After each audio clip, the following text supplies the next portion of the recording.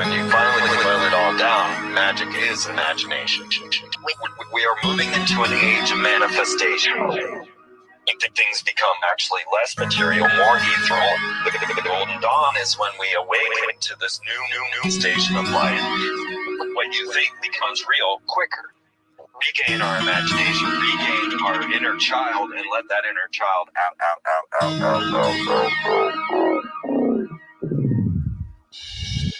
My name is Frank Castle, founding member of the music group Ice Click and New York City Neo Shaman. After a serious injury sidelined my career in 2013, I decided to set out on an adventure to search for myself with the help of the plant medicine ayahuasca. What I discovered waiting for me was something I could have never prepared for. It was time for me to become something more, someone more. It was time I became fearless.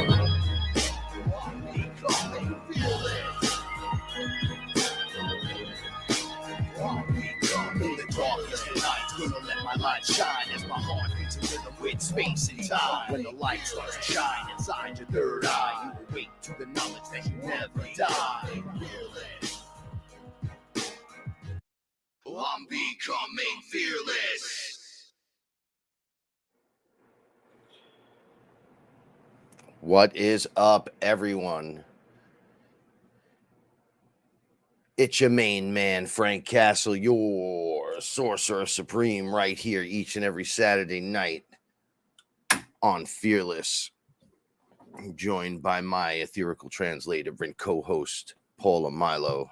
Hey, everyone. Ooh. Did you hear that? Hello? Did you hear it? This is fantastic. Hello. Hello. How's everybody doing? I hope everybody's well. Shout outs to everyone in the chat room. Thank you for spending time with us this evening. We enjoy your company above all else. We are happy you're here. All for one, one for all. Hello, everyone. As we step into this next phase of the ascension process, we do it holding hands and singing Kumbaya. Dude, shut up. Why would you even say that? Just kidding. Ooh. Don't burn yourself. The mic got caught on my shirt. Thank you so much for being here. We love you so much. It's great to be back. So much has happened. I don't even know where to start. We've been through full moon cycles, and we've been through sickness, retrogrades, and we got sick. Who would have fucking thought? I thought I was done being sick, but not when you inhale it. But like I said, we're not quite at the area where I would go sit in the tiger cage and try to discuss, petting the belly of the tiger. But we're on our way there. Did you understand that metaphor? Yeah. Okay, good. I don't want to screw things up so early in the program. But yeah, it kind of took us down for 3 days. 3 days? What? Okay, go ahead. Finish. No, I'm sorry. I shouldn't have said anything. Okay. Go ahead. It kind of took us down for 3 days where you were down, and then it started creeping back the other way. Almost like something was trying to creep in. And then got its hold. And then, we were blasting MMS and doing all kinds of stuff. So I'm sure that shortened the burden of anything that happened to us. We were still sick for over a week. So we thought it was originally a sinus infection. And then it turned into like this. It was not COVID, but it turned into a really bad head cold. And then we had this full sense of feeling better, and then it was like a little relapse thing that happened. It was horrible, and but it's over now. But yeah, it took over because Frank and I had overlap, so it took over. Hello, everyone. It took over like the last couple of weeks. Keep talking. Right. I'm gonna make the camera higher, so then. Oh, okay. You won't be so lost in the I think my chair is lowered. So all you do is press the button. Good job. All right. All the way. That's all the it. way? All right.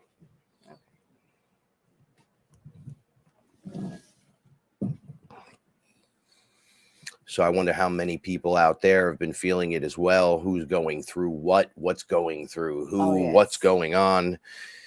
You know, the last episode was about having less and less to say and more to do. The whole topic was based on you have the info. Nothing Right. What you do with it. That channeled messages are going to change from when we started the show. I could guarantee that.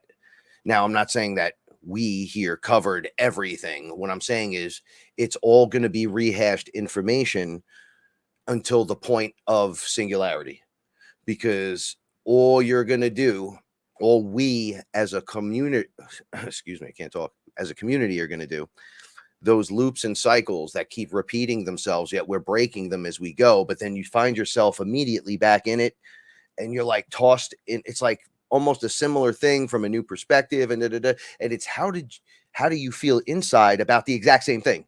Go. Are you going to get involved? Are you going to scream? Are you going to punch yourself in the face? Right. Are you going to go? Side are you going to be on? Are you going to go do drugs? Mm-hmm. Okay. You're going to hit the bottle right away. Are you going to smoke more cigarettes? You're going to go outside and fight someone, right? Like, what are you going to do? No, you're not going to do any of those things. You're supposed to be backing out and just observing and listening and learning.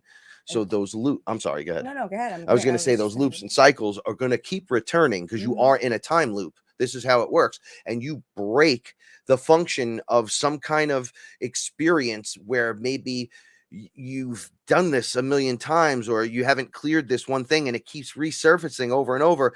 And then here it is. A quick example. Last night I was trying to do music. I was trying to write music. Roxy threw up. Then she went to the bathroom, one right after the other. And then she hit multiple objects naturally. And we just put everything out. So disinfected everything. And then everything. Blasted 3 spots. So I'm like, oh, you got 3 different objects that all have to be fucking washed again. So I bugged out. And then I shut my mouth.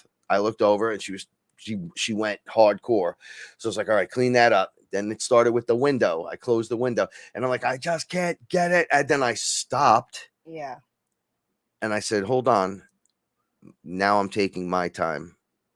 Like that. I said it, not me, my turn. No, it's going to get done, but it's going to get done. And I wrote 4 bars that were worthy. Everything else after that sucked, but I got out 4 good lines. And I said, oh, is this the start? Is this how it's done? To break the ultimate. The distractions are always going to be there. It happened to me this morning. I woke up late. It was almost 8:00. Now, usually I get up somewhere between 4:30 and 5:30 because Bear wakes me up, and then friggin' Reggie wakes me up, and whoever the hell else wants to wake me up for God knows what reason. And I usually, if it's that early, I'll run outside and I'll fill the dry food dishes for the cats outside and come back in and then go back to sleep. But this morning I never woke up, or I think I did wake up the first time and I pushed whoever woke me up out. And then I went back to sleep. So I woke up, it was almost 8:00 this morning, and I came out and they were all waiting. It was like, where the hell have you been? And why are these dishes empty?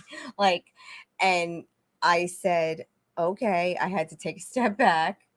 I took care of me first. I made sure I took care of me first. Which is what we've been teaching from day one. You know what? They're not starving. Okay, I'm late this morning, but they're not starving and I'm not on the clock. So if you were an hour late and all the well-fed cats are coming. I know. They could go 36 hours without food. They could wait and it was like an hour. So, or actually 2 hours, but whatever. Still. So, and then I fed everyone. And then I said, I slowed it down too. Usually I get like a chicken without a head and I'm crazy. And I'm like, oh my God, they're going to die. Because you're not feeding a cat. You're feeding 14 of them or 12 of them. I know, but they're not dying because they come in shifts. So it's always like 3 at a time, or maybe 4, and then like 2, and then you'll get the drifter that like Brian, he just comes and grazes like all morning long. Sugar Pop. I find that Reggie and 3B are always late. Yeah, and Bear doesn't like to eat first thing in the morning. He eats a little dry food. He wants to go out. He wants to do whatever, and then he comes in and cries. Right. So right now in your face, Steve. you are individually handling a colony of cats. I know. Okay, it's so like a the short test order is cook. there. I know. My sister sends me this beautiful meme this morning. About the storm and being the storm. Told her you can't brave the storm, and she said I am the storm, and I was like, I know exactly what you mean, because I am the server of the cat food. I am the server of the cat food. I am the server of the cat food. And here you go. So tonight's being sponsored of the show is sour cookies. Oh, sour cookies. Yeah. We got one. Yeah, I know we got one out there. Yeah, so mosquitoes are running rampant. The weather here is incredibly weird. But I slowed it down. I said I'm not approaching this like crazy, Paula. Like, I'm just gonna say, you know what? No one is dying, no one's bleeding, and no one is dropping because they're starving. Yeah, no one's late for work. Yeah, no like stop you it. You gotta calm down it. a moment. Yeah, and in those calm moments, you find stuff. Listen, I call it strutting. I come out. I found humor, because in between all of this, I'm texting my, like me and Rose are texting back and forth, like just stupid nonsense. Whatever makes you happy. Yeah. To make the moment glorious. Come on. Like, All right, use this. This was a rough couple of weeks to get through, and I know it was a rough couple of weeks for a lot of people in the Fearless family. Like, everyone's going through it, and I don't even know what to say, but it's the way you get it. Oh, I know. It's the end of the world. It's like when you go to pee. It's like you're only in there for like 14 seconds. If they would just let you do what you have to do, the drama would be over. But no, it's like, you may need my help on the other side of the door. Here's the funny part. I reach for the door. I get into the bathroom, close the door. Immediately you get sit. I know. And then it starts. Mm-hmm. Like, you weren't there, now you're here. Yeah. Okay, now here's the stress point, because it's funny. The door from my gorilla arms is just like inches away. So you gotta sit up. If I sit and start going and then have to reach, I ruin it. You're ruining it for yourself. Yeah, I get it. So you back it off and you laugh and just go to the bathroom. Right. And enjoy yourself. And then you see pause under the door and you hear the cries. Like, oh, I'm not like gonna, the world is I'm ending. Starve. And it's ridiculous. It's like, and it's like, you didn't want me that much 2 seconds before I got up off this chair to go to the bathroom. I called you 65 times, because that's what she'll do. They must think that there's a guy named Oscar that lives here. My God. Or a kid that runs around. Oh my God. So go, Oscar. Oh yeah, because he's into the hiding thing now. For hours. Shut up. What? It's my boy. Yeah. But so in the midst of all of the crazy, and once again, we can only go by our crazy. We're not judging anybody by their crazy. No, this is like stupid shit. But inside of that moment, you have to chill. You have to throw the chill pill down, because people are looking for the next thing. You totally do. And there is no next thing. You have to stop. Like, we got sick in the middle of having an ayahuasca ceremony. I was particularly, that was the first day of my sickness when it came out. Joe, thank you. And you know who you are. Now everyone knows who you are. So he's having an ayahuasca ceremony. And he told me that Rihanna told him to take this hot water. Oh, Rihanna. So take the hot water and put the Vicks Vapor Rub and eucalyptus essential oils and teas. So I was so sick that I had Vicks, I had Frank found eucalyptus oil, and I had something else. And I had the teapot going, and I kept adding hot water, and I was doing it as long as I could. I think it was for 24 minutes, but I did it longer. Yo, I was so happy you did Rihanna's thing, and that Joe told you to do it. And then you were like, I'm doing it right now. He goes, if you want to do it. I said, I'm doing it right now. And then you had all the ingredients in the bowl already. God. You were like, I could do this. I'm doing this right now because I was, you know, making him. Well, I wasn't making him feel bad. I mean, I couldn't breathe. Like I was sick, and Well, he was under. but he was no. This was after it was over when he told me that because he was talking. So he said, Rihanna told me to do this, and I said, okay. And as I'm listening to him, I got a big metal bowl. I put the kettle on. I made the concoction, and I'm in the other room, and then he's having, you know, he's coming out of this beautiful experience and he's talking about it, and here I am. I'm like coughing, and it's all relevant. He was out here throwing up. Don't even. But Rihanna's method worked. I told you it worked so well that I physically saw and felt the difference minutes after the treatment. I did it all You were night. like, I felt this in here. I felt like it went in. I felt it in my. Do you remember the ingredients? Well, she put more stuff in it. She had different teas for the people listening, just to give them an idea. Yeah, I think it was a couple of teas she ripped out of the tea bag, and she put in the you boil water and then you steep everything in it. Eucalyptus oil, peppermint, if you have it fresh, or peppermint oil. It was various teas in there, and you could even put Vicks in there, which is what I did. But the eucalyptus, you took eucalyptus oil, and I put it in the water. She used for shaman stuff, and you shook that in there. I hit it. I inhaled a towel over your head, over the boiling. Yeah, you put a towel over your head, and you do it for like 4 minutes on, 4 minutes off, for like 24 minutes or something like that. But I did it longer. I did it as long as I could take it, and then I kept the tea kettle on so I could keep adding hot water. And that eucalyptus oil hit me in the right kind of way, and I felt it deep down in the pit of my stomach. And whatever it did what it was meant to do, because it stirred up stuff. It felt like it was in the depths of my back. Like it was like having an ayahuasca purge, but with all the stuff breaking up. I mean, it totally was. I mean, just like the way it breaks everything down, and it totally was. You know what I'm saying? Because I was purging after Joe finished purging, and it was so funny because I didn't even think of it that way. But thank you, Rihanna, because it saved my life. Because then after that, I used a nebulizer. But I don't think if I would have had I not done that, I don't think I would have even been able to receive. Well, this is a weird place. In that room, it's 110 degrees. Out here, it's 61. I know, it's weird. Over there is actually perfect in the other room, and then. Yeah, but we can't sleep. Everything is it's just stagnant because there's no wind that comes fucking through anywhere. There's no cross ventilation in this place. And you have 12 cats running in and out. You're constantly cleaning every 2 days.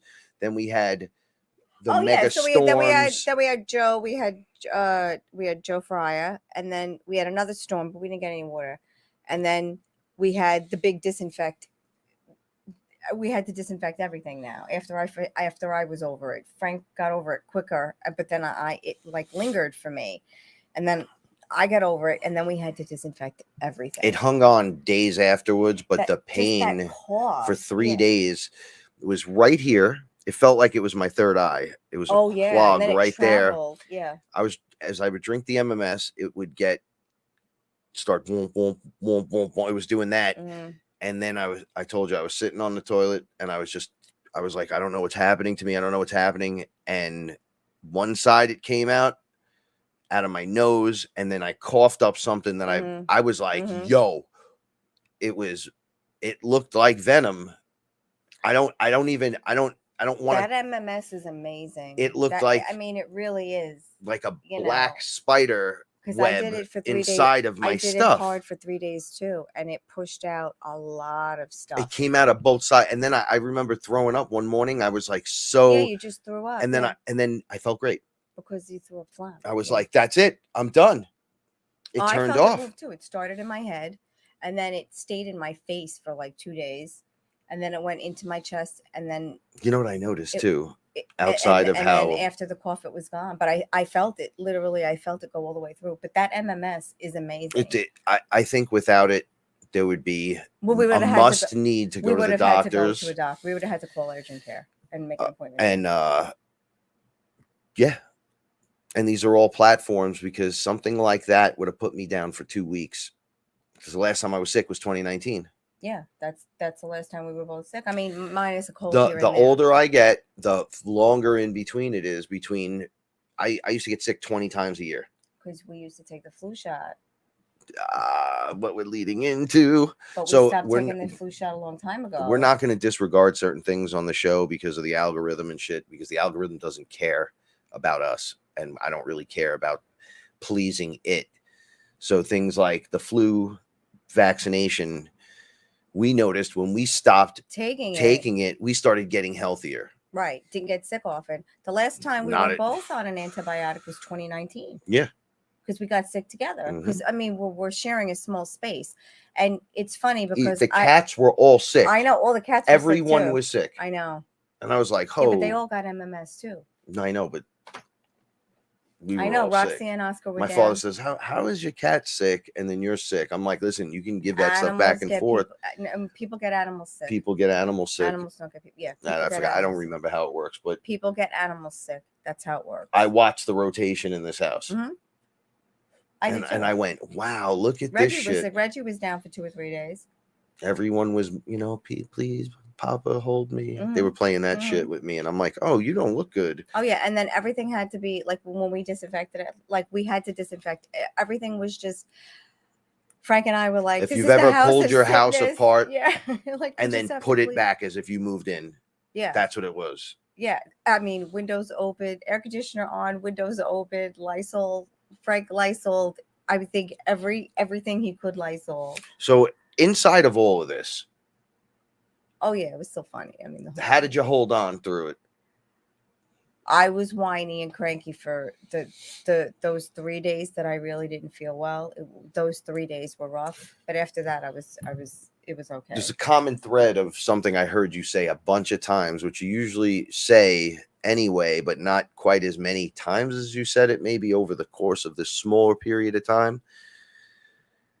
Every time things got like, you were like, dude, I love my life. I love my life with you. I love my life here. Oh, yeah. Whatever. Like because you said it a lot. I was sick with the right person. He even went to the supermarket because we had to go to the supermarket the day before Joe was coming because I don't like to cook anything when anyone's under Aya because I don't want the smell to upset. Usually we don't do it in the house starving anymore, most of the time. Usually I don't, one, they can't eat, and two, I don't want the smell to trigger anything.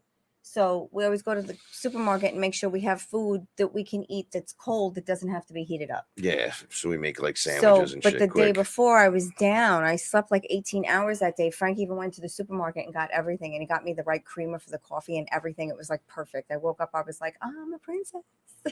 I'm sick, but I'm a princess. It was wonderful. There's been a lot of things as a man I've had to do out of my norm.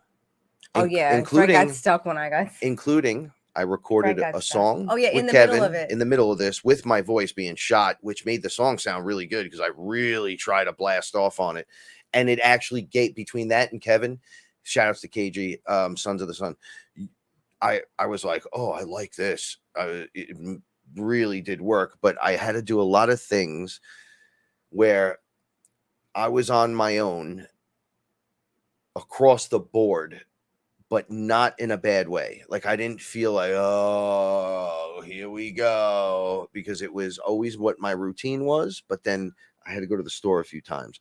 I had to pay some bills, and then the way they were showing up and I was paying them, I found that I still would owe money here. So I was bugging out. I went through these man moments where I'm like, oh my goodness, what's happening to me? Almost like super adulting.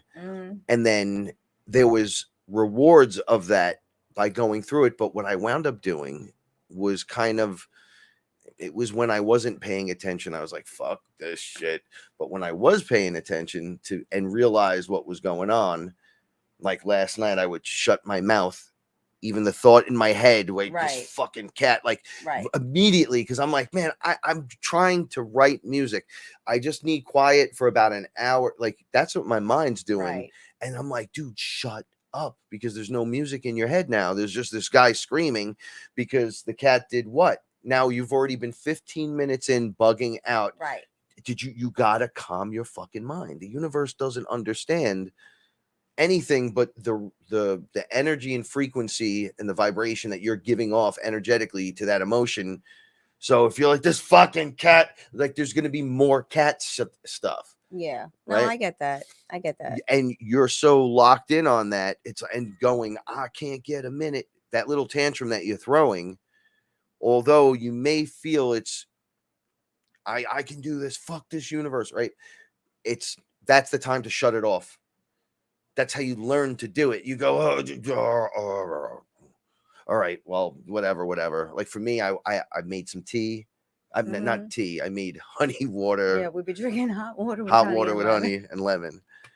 And I made some and I shut my mouth. I started smoking a little and everything faded away. And I got done what needed to come out came out. I know. I've been doing the same thing. It's like I had to freak out. The only way to learn is go through the experience. You're not going to learn from hearing it from me or the book that you read. You got to go through your version of it so you could master yourself. I'm trying to think what. This is why friends of people who are going through the ascension hard that are just like, yeah, whatever, boss. It's okay. I guess you're seeing aliens and shit. Wow, this guy's a fucking weirdo, but he's a great guy, so I hang out with him. You don't go, like everyone goes, but you don't get anything done. You still have to go and do everything your friend did instead of just fucking hanging out with them. Because we all hang out together, I guess we're going in. No, that's not how it works. We could all be friends. It's all groovy, but that doesn't mean whatever requirement to. It's just you're uplifting. So I don't want to make it a fear-based thing. No, because it's not. I was so grateful. I was sick with the person I needed to be there to take care of me and my animals. Like, so it was perfect for me. So yeah, there was a lot of gratitude going back and forth. The Frank was like, I can't believe like you died. You're like, you telling me thank you so much for being, because I have to show gratitude, because if I want to feel the way I feel more, then that's what I gotta have have more gratitude. I have to be grateful. You like know, go walking through the Plagueis, right? With a good attitude. To tell people we were sick because everyone thinks it's COVID. It's like my mother went COVID, and we're like, no. It's and it's sitting right here. This here is allergies. I'm like, every year it's ragweed season. This time of the year, and rough. The bees are outside. They're covered in pollen. Yeah. They're drunk on it. Like, oh my god! Like we watched. Hey Baza, we watched. Baz. We watched. This morning we were out. Outside, and I planted all these wildflowers, and we get these beautiful bees that come, and this one bee was covered in pollen, and he was flying from flower to flower, and you could see the pollen like flaking off in the air, and it was like the most beautiful thing to watch. And then we just look at each other and we're like, I know, that's funny, right? But that's how it is. Nah, the bees are so polite now and gentle. I'm grateful. However, I'm different. So I feel happy to be part of something that's better than anything I've ever been a part of. Right? Aww. And then I pay attention within all of that to the smallest thing. All right. The smallest thing, what is usually the smallest thing? When you walk outside, it's the bee on the flower. Mm-hmm. And then I go, oh, garden fairies, Melissa, right? Greetings, good morning. And then it starts to branch out into this song of, even if I'm just with my eyes like this, ready? Yeah.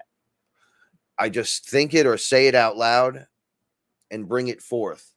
But I'll still be in my head going, after all that's over, and I'll be like, and I'll hear something and I'll go, and fuck that, take your mask off in your car, you fucking dick, right? And I'll walk back in the house. Yo, I'm going to tell you something that happened yesterday. Okay. When we were in the store and we had to wait for nothing. Oh my God. We went into multiple stores to get allergy stuff. I need Zyrtec D 12-hour, right? So we took a walk. So Frank said, tonight, could we walk in a different direction? So we, because I want to look at different stuff when I'm walking. So he was like, I want to walk this way. I want to hit the store. And I said, okay, this way I'll go. And he says, yeah, you need allergy medicine anyway. Now I use Zyrtec D. I will use Claritin D, however I have to, but I don't like it.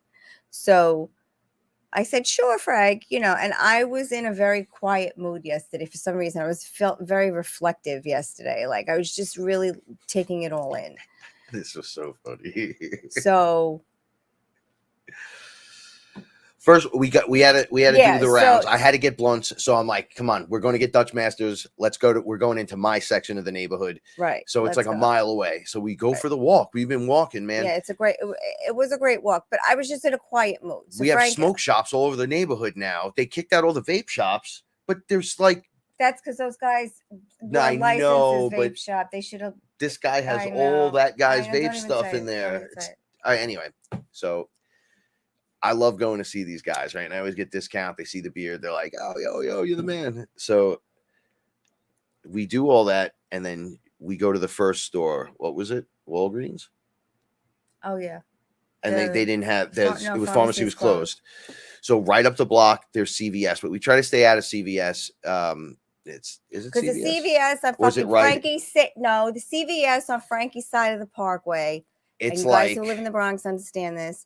It fucking sucks. There's always too many people in there, and it's getting more and more generic, and everything costs like $1 or 50 cents more.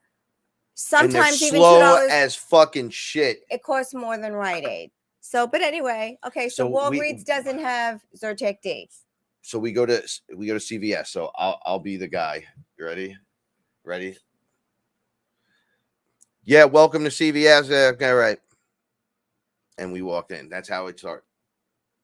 So I'm like, he was really? standing there. You're welcoming people. And then there was all machines. You're welcoming people into CVS and you're not even looking at them. You're looking at your phone. So we go to the back. Everybody knows the pharmacy's in the back. It's fucking packed back there. So now and they're doing flu shots and vaxes. They're doing all of them. So now the line forms in one aisle, and up the if middle, you're not on the right line, forget it. Don't even be here. The customers and they'll fight you. Everyone will yell at you. So now we verify that we're on the right line. There's 20 fucking people working back there at 1 mile an hour. 20. Dude, this is fucking funny. You're gonna find yourself in these positions, ladies and gentlemen. Oh, we were. Fearless I felt like family. I was in the Twilight Zone. I was like this, and then I'm looking at him, and we had to stand 6 feet apart. We're the only ones not wearing masks. Right. And we're smiling and joking. Right. And the lady in front of us, she's an old lady. She's laughing hysterically too. And the whole place is packed in the back because you got all fucking robots up front. Nobody wants to self-checkout. We want to secure our job. So the lady goes, that's what's like, yes, that's what's up. That's what's up. This is an old lady, man. And she's like, that's exactly what's going on. And I'm like, right. And then you come into the back and we're waiting online for some stuff. And they're fucking, the line for vaccinations is right there. And there's 3 booths and no one's working. They'll like help one person and then disappear. And you can just see all these people working over there. Now we're on this line and 20 minutes at least. No, I don't think it was that long. I think it was like 10 or 15 minutes. It felt so long. It felt longer. It felt longer than it actually was, but I think it was only like 10 or 15 minutes. All right, we were in there maybe total 15 minutes. Right. And I fucking hate this store. So I get to the wait. She says, yeah, like we want to get this moving. And I look over and all the racks are empty. Now you can't see them. Just empty. You can't see the racks until you get closer to the register. So I say to the guy, "Hi, how are you?" And he's startled, first of all, by the question. They don't even understand what Hi, that means. how are you? So I said, okay, let's just get past this. I said, I need a box of Zyrtec D, 12-hour, 24-pack. And we both look over at the shelf. There's nothing there. There's nothing there. So he says, we don't have any. And I said, can you please check and see if you have any in stock? And he just goes, yeah, we don't have any. We don't have any in stock. So I said, are you absolutely sure? Because like he looked like he didn't realize they were out. So now, please verify this for me. I waited on this fucking line for 15 minutes and I can't say that because I'm in CVS. I'm not an animal, right? So I'm just like, are you sure you're out of stock? And he looks at the shelf and he goes, yes, we're out of stock. And I looked at Frank and I said, I fucking hate this store. But no, she said it nice and loud, right? So everyone was just quiet and like looking. So I walk over and I go, yeah, motherfucker. And let me tell you something. Fucking shelves are empty back here, but we can't ask the question until you get back do there. you There's have nobody this to stuff? ask. Because you guys are behind these plexiglass armored plates and shit. You're making us fucking wait in here, and you obviously don't have shit. But if I come over here within the 6 feet, you're gonna say something to me. But right here next to me, right here, where you're doing vaccinations, are you handing out the inserts so people could read the poison that you're pumping into their fucking bodies without them knowing? And then we started walking. I was talking like this, but loud, and I was like, yeah.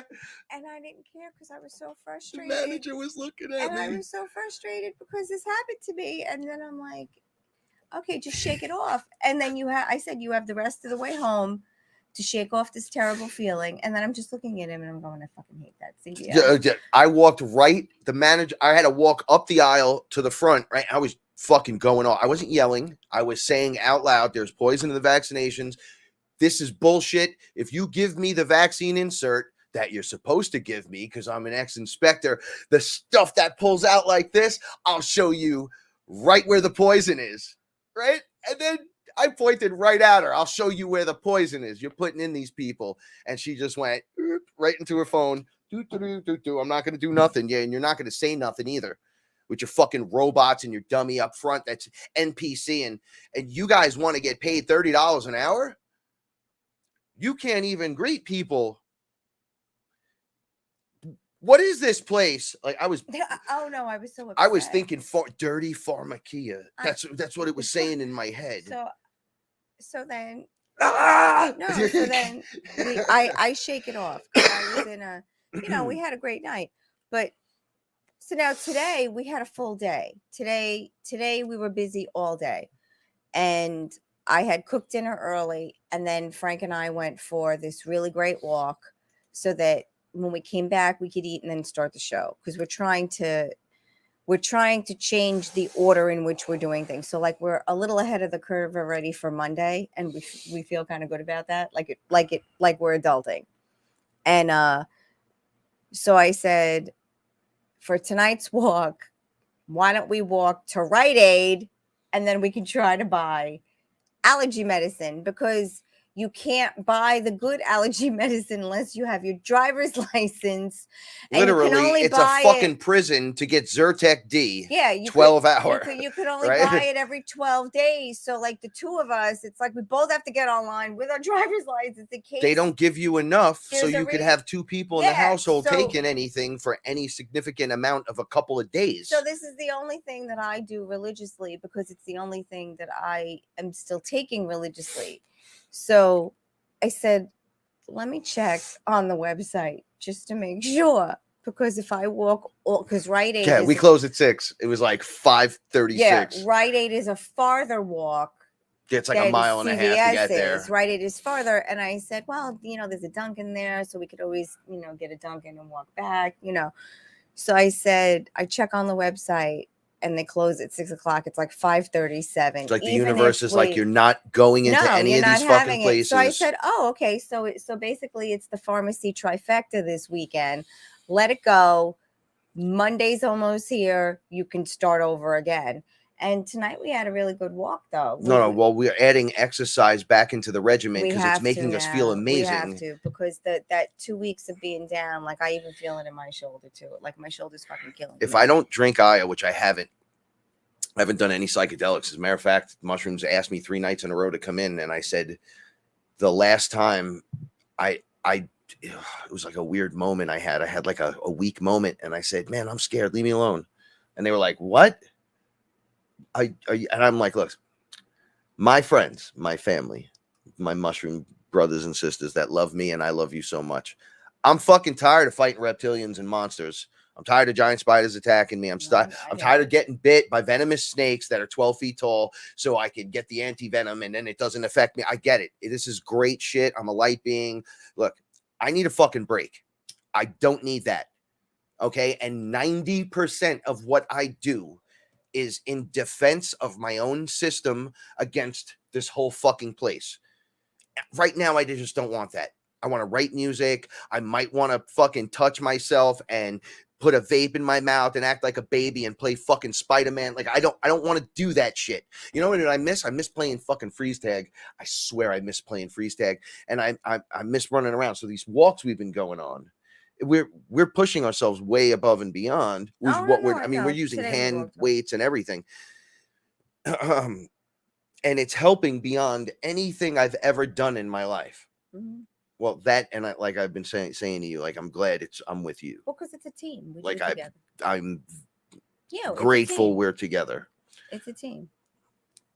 Unfortunately, I will put you through shit. Duncan is always a good motivator. Bazzy, you have no idea. Frankie can dangle.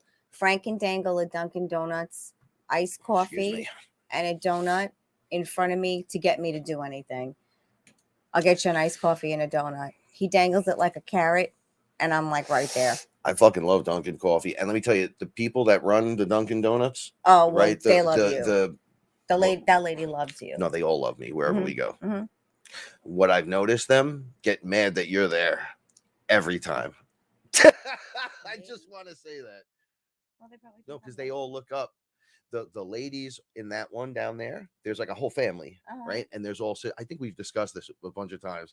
There's like all sisters of different ages that are working there, and that because we remember when we went there a bunch of times, and there was all the different age groups of women, and they're all wearing the thing on their head. Yeah, okay, they're trying to marry them off, and I made the joke to you. The father was there, and he was looking at me, and then they were going like this. So then I'm like, do I need to throw do I need to bring a cow up in here, right, and do like an offering, right? Isn't that so he can marry off one of the daughters? And then we were laughing about it because we had to walk back home. So I enjoy going into places where it's respectfully cute and funny like that. Because we never get spot. No, they. It's like when we go to the supermarket. The home health aid. We were in the doctor's office, and this was years ago. And you were in there. Yeah, we're Papa Viola with my grandparents. Yeah, and they were like, "Oh, are you the home health aide?" And I was like, "No, I'm just the nice lady who cooks for them all the time. That's who the fuck I am. Give me a fucking break." My mother's like, "That's Frank's girl," and he was, sorry about that. yeah, Taglia, he loved me. Okay, yeah, I gotta kiss the funny fucking things that happen. Yeah, you don't in even this know. World. Yeah, that Baz, a dowry. And by the way, Baz, this is the Dunkin' Donuts from by your house where you used to be. Right down the block, so you know who I'm talking about. If you've ever been in there, you already know all the. I go in there, they're like, but it's like that over here. And Morris Park's different. They're more. They remind me of like when the old ladies. Yeah, that lady makes me feel like she reminds me of the lunch lady, except in Dunkin' Donuts. Yeah. And you can have whatever the fuck you want, so she's not mean. Yeah. She's like, "What can I get you?" And you're almost nice like, to me too. "I want the chocolate donut." Good choice. You know, they're all good choices, lady. You know what's really wild? So we're gonna talk about this. Is really strong. Fuck. It really is, but it's good. When Morris Park community took the backing of the 49th precinct during the riots, they stopped construction in Loretta Park. So this is probably goes on all over the world. No, I think that was COVID that stopped the construction. No, what stopped it is them taking the side of the police. They had all the equipment in there. Remember they were all working, then it just stopped. Yes. And it never came back. They didn't do anything. It's still sitting there. They just removed the equipment so you can't steal the crane. Yeah. But everything's still destroyed. It almost looks like nothing ever moves in that place. And then you wonder why it's not moving. And then you find out that the community backed the police. The day after the riot, because they came down Morris Park, we went down there and there were police. There wasn't many of them. There's not a lot of them compared to people that live on Morris Park in full riot gear with automatic weapons. That's what it looked like. I don't know. They were jacked out rifles. And all the people were out helping the cops. I was everyone. Mary, I don't know. That's right. I was over there defending the house, and you were like, "Yeah, I'll defend my house. I'll defend Mary. It's okay." We got the video camera, so. But everybody that's over right there before we is- got the video camera. It would that wouldn't have fucking mattered anyway. Yeah, I know. You know. But something I'm not used to seeing, especially here in the Bronx. But people really came around the police in the community, and then they shut down all services for the people. He is the mayor, Lexi. He is the fucking mayor everywhere he goes. He's the mayor. Okay, wait a second. What was it today where I said, "Oh, I always get good service," or I was talking about another place I was going into. It was always the best. Or it might have been the Blunt place. Because the guy was like, "Oh, my champion's here." Yeah, I know. So again. then, the guy, it was that guy, and the guy that was in the store was talking to him, and he ignored him to say hello to me. And then I went, "Yeah, what's up, man?" And the guy goes, "Oh, my dude, you need to work in radio." I go, "What if I told you I have a show every Saturday night?" He goes, "I would fucking believe it, bro." And I'm like, "Well, then you should tune in." And I gave him the spiel. And then he's like, "That voice of yours is great." And he goes, "Oh, this is my man." And I say to myself, when I'm online watching other interactions, or especially around here, it's always kind of quiet or dark. It's never cool. Remember I told you about the girls that were making fun of that guy, and the guy turned around and they knew the guy, and he was a good-looking guy. They were like, right. They were messing, and he paid for everyone's shit. I was double parked in front of the store, and then he was gonna let me go. I said, "No, honey, I'm double parked." They were fucking railing this guy, and then he like turned around and had paid for everything, and he was like, "All right, bye, girls." And then they were like, "Oh, wait," and they followed him out of the store. It was the most embarrassing thing these three chicks went through. They made fucking fun of him so bad, and he didn't know. He was standing off to the side doing something. And then they were going, I can't say what they were saying. They were fucking nasty. They were all drunk. And the guy behind the counter is like, "Yo, he paid for all of you." And then she goes, "Why would he buy me cigarettes? And this one, this, and this one, this." And we were all the dudes there. Everyone was a guy outside of those three girls because they were kind of pretty, but that made them very ugly. And everyone was saying, and I know they were saying it in their mind, I felt it, "Why are you talking like that? It's so ugly and unbecoming of all of you, because now no one has respect for you." I don't like that. That's 100% loss of respect. Right. And then we were across the street later on, and it turns out the guy was on the motorcycle too with his boys. That's right. Because I drive. And those are the guys we see all the time. Yes. All right. You got to start dropping the happy anchors. And I want, okay, this is my point. I'm sorry. It sounds like high rambling. I want the good interactions. I want my interactions to be like they are with you. We had good interaction. We went out to dinner with Ellen. We had a great interaction. I only want to go where I'm going to be treated well. Shout outs to Ellen and Nick. You know, like we were telling, Christy's another one of the Fearless family. You know, she was having a little bit of a hard time in her life, and I was like, "Stop going where you're not wanted. Go where you're wanted. Go where people want you." You know, you've been in this situation before. Stop taking the square peg and banging it through the round hole. It doesn't work. Learn from it. You know, and if you can't learn from it, it's going to keep happening to you. You have to learn from it. You know, I told Frank the other day, I think it was yesterday or today. Yesterday blended into today, so I'm not really sure. But I told him, I said, Frank's mom yelled at me once. And she said, "Stop answering for my son. Let him answer on his own." And I said, "You know what? You're right." And I stopped answering for Frank when it came to her. And I have to tell you that it has made my life so much easier, because now if he really doesn't want to do something, he doesn't answer or he tells her. And I'm out of it. I'm not the go-between, because he's an adult and she's an adult, and they've had a relationship for a very long time, and they should be able to communicate the way they need to communicate. And I thought I was helping the situation, but I wasn't, because now that I'm out of it, I feel so much better. So sometimes we're in these situations that we don't even have to be in, because we think we're helping, but we're not. Yeah, you're trying, and it's like, stop trying. Stop trying. And it's like, yeah, but if I stop don't, trying. no one, and it's like, no. You know, and I'm going to say this, and I want you to listen very carefully. I don't have to feel bad so you can feel good. You don't have to feel bad so I can feel good. If we both can't feel good, then we both shouldn't be doing it. I love you, Mama. I miss you. I can't wait to see you. We love you so much, Rihanna. Sending you positive vibes. I took your advice and I did that thing with the eucalyptus oil. I did the treatments, and it worked so well that I was able to breathe that night. And I did it for a couple of days. And so thank you for that. And but yeah, no one has to feel bad. You don't have to feel bad so someone else can feel good. It doesn't work that way.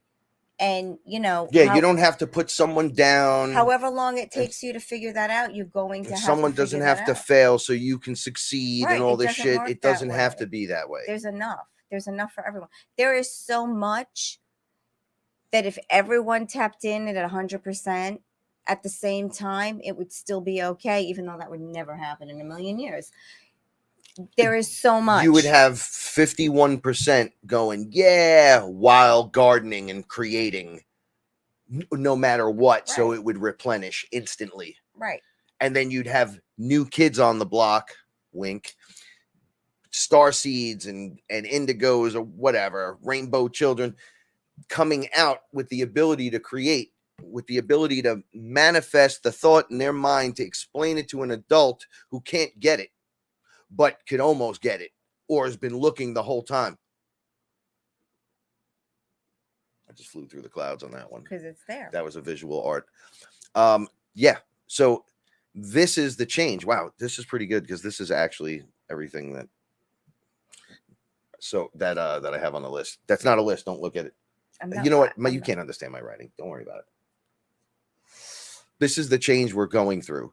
It's the moments that you become aware that it's the exact same shit, but you're different. And now, thus, you're going to deal with this differently. Right. You're going to apply all your tactics and tools, which, if you are doing that, you realize that doing less is doing more. And then you relax back again, and you're like, wait a second, I feel even better. And then you go, oh, when you remove yourself. Right. Frank had said to me once, how come you never get mad when the cats throw up? He actually screamed at me. How come you never get mad?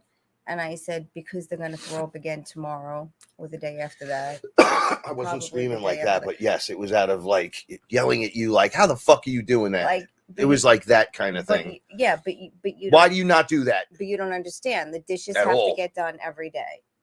Laundry has to. I had to live with you long enough to realize what you were going on that level. I wasn't capable of seeing. Right, but once you were, now it's no problem. You know, now it's like, okay, whoever saw it first, that's the one who. No, from doing that with you, all right. Here's going to be the weird part. From learning that thing allows me, in the world in general, to notice all these little things that need to be done. Things that need to be cleaned up or picked up or moved or shifted, right. Without being ADD about it in the world. So as I'm moving through, I realize what's going on around me from doing stuff like that. Right. Do you know I had to relearn because I'm not as agile as I was 25 years, 30 years ago when I was playing football and stuff, but walking around and knowing I have animals has made, I still haven't fell, right? Like no, you haven't Frankenfooted anyone. I Frankenfoot, but I can walk the sideline up the sideline for the touchdown on my tippy toes if I have to. I did it too. Okay, so I almost tripped over Reggie. That comes from the awareness. Out my teeth. Right. Because I didn't want to step on her. And I was like, this fucking cat, if I knock out my teeth, I'm going to kill her. Excuse me, when you step over and they move into your foot again and you go, what the fuck? Come on. I'm Are you trying to kill me? With you here. Right? I know, it's horrible. Okay, wait. But from dealing with my house, my home, in intimate details, and it goes to basically, and everyone who's an animal owner understands, it's cleaning pee, not even poop that. It's like your and kids throw too. up. It's the same shit. I guess with kids, okay, I It's agree. the same stuff. I agree. You got to feed them. You got to clean them. You got to help with homework. You know, it's the same shit. Okay, that is kept me or To buy started to shit all the bring. time. Listen, it made me raise my frequency because I care about my space. Mhm. Right? Like you see how we clean this place, It's ridiculous. right? All right, but it needs it though. I know. The And floors it's have to be worthy. done again. If you want to live here and you want to have that lifestyle, it's a worthy thing to Of course clean. it is. Okay, that raises your frequency again. Now, all of this is noticing this and the hair on the floor, and is that a flea on you? And I'll find it if I have Yeah. to. What's in your mouth? We didn't even get into saving the bird the other day. Oh yeah. We So did talk this about is that. becoming a routine yearly. You know, all of these things, and then I apply it to myself without going, what the fuck, without throwing down the anger. Yeah, your bounce back time on that was amazing. You handled that well. I had to learn how to flow with this place, with our family. How does this family flow? Okay, but finding that, I take that with me because it's awesome. It made me so aware between that and my spiritual awareness that when I take it on the road, anytime I'm out on the street or whatever, it is the most helpful ever. Do you know that when you took me into the most ghetto gangster store before? I just want to let you know I that know, I on that didn't walk. care. No, I know you didn't I had my care, weights in but I there. thought it was funny because he was looking at the weights in my hands. Like I was pulling them in and out of my pockets. He was looking, and he already had a dent in his head. And I'm thinking, this dude's probably had these things thrown at him, so I have to be careful. And you're like, yo, you got condensed milk. Like there was this. I didn't say yo. I don't even remember my point to this story, but that shit was so gangster. I took you into a bad neighborhood. It's not terrible. It's just not where we live. We were walking. I knew where I was going. You knew where you were going. I didn't know you were scared to go in there. I wasn't scared. Were you ridiculous? Did you make it sound like you were scared to go in there? No, he was scared of you. He was looking at me up and down because I had the weights in my pocket. I don't want to walk in a place with these two things that look like grenades on my hands, right? Like it's just one of those moments. You're pretty gangster, by the way. I wasn't playing. I needed condensed. Well, I didn't get it. I got coconut milk instead. I need coconut milk and 2 packs of M&Ms, please. Thank you. And then we walked back. All right, so we're bringing with us wherever we go this little banter. Yeah, it's the ridiculous. Little bit of magic that you guys watch, you girls listen to, and go, "Oh, this is what I want in my world." Okay, we're not trying. What we do is we understand that this is what we want. All these things that are raising our frequencies, and we kind of take it with us. It's work. This takes more work than you might think. However, it's not work. Frank stepped in vomit the other day. What is the no? I and flew he held through up it. his foot and he went, "Yo, Please help. foot, please help." And that was okay because the old Frank would have had a heart attack. People that look, and I'm not taking a swing at people right now. I'm not taking a swing at anyone who's going through something or whatever, but people wandering eyes think something's better, grass is greener on the other side, and they leave the responsibility of their home. Naturally, they're not dumb to the point where they don't understand what's happening. They fully fucking know. They just won't tell you. See, this is the problem with being an empath and a telepath and a path and a whatever, a creator being. You pick up on this shit pretty quick, right? So they dial out the responsibility of the home, which is really doing it to self, and then paying it forward in some weird fucking direction that society, which we're all trying to break the system, which is telling us that that's okay. Divorce and all this, marriage and everything. Like, you say it to me all the time. I would marry you right now, but why ruin something that's already good? Yeah, we got it good. Okay, so everyone that falls into these certain categories are falling through these certain, it's like Plinko chips now, right? Okay. This is activation time of the highest order is all I see as we move through this moment during this change, because the work that you have to put in to have this back and forth. Totally I mean, everyone's in a different place, We but you need to have that this way it looks like a figure eight, a circuit completing And inside it's got of to you. come back. When you fix the circuit, I don't know how that works in each It's individual person. reciprocity, man. You got to give. You got to get rid of If that you're fucking gonna karma. get, like I give, but I get, and if you're making that coffee every morning and no one says thank you, and no one says thank you, dear, or it's a good cup of coffee, then rethink making the coffee. It's small things like that that matter.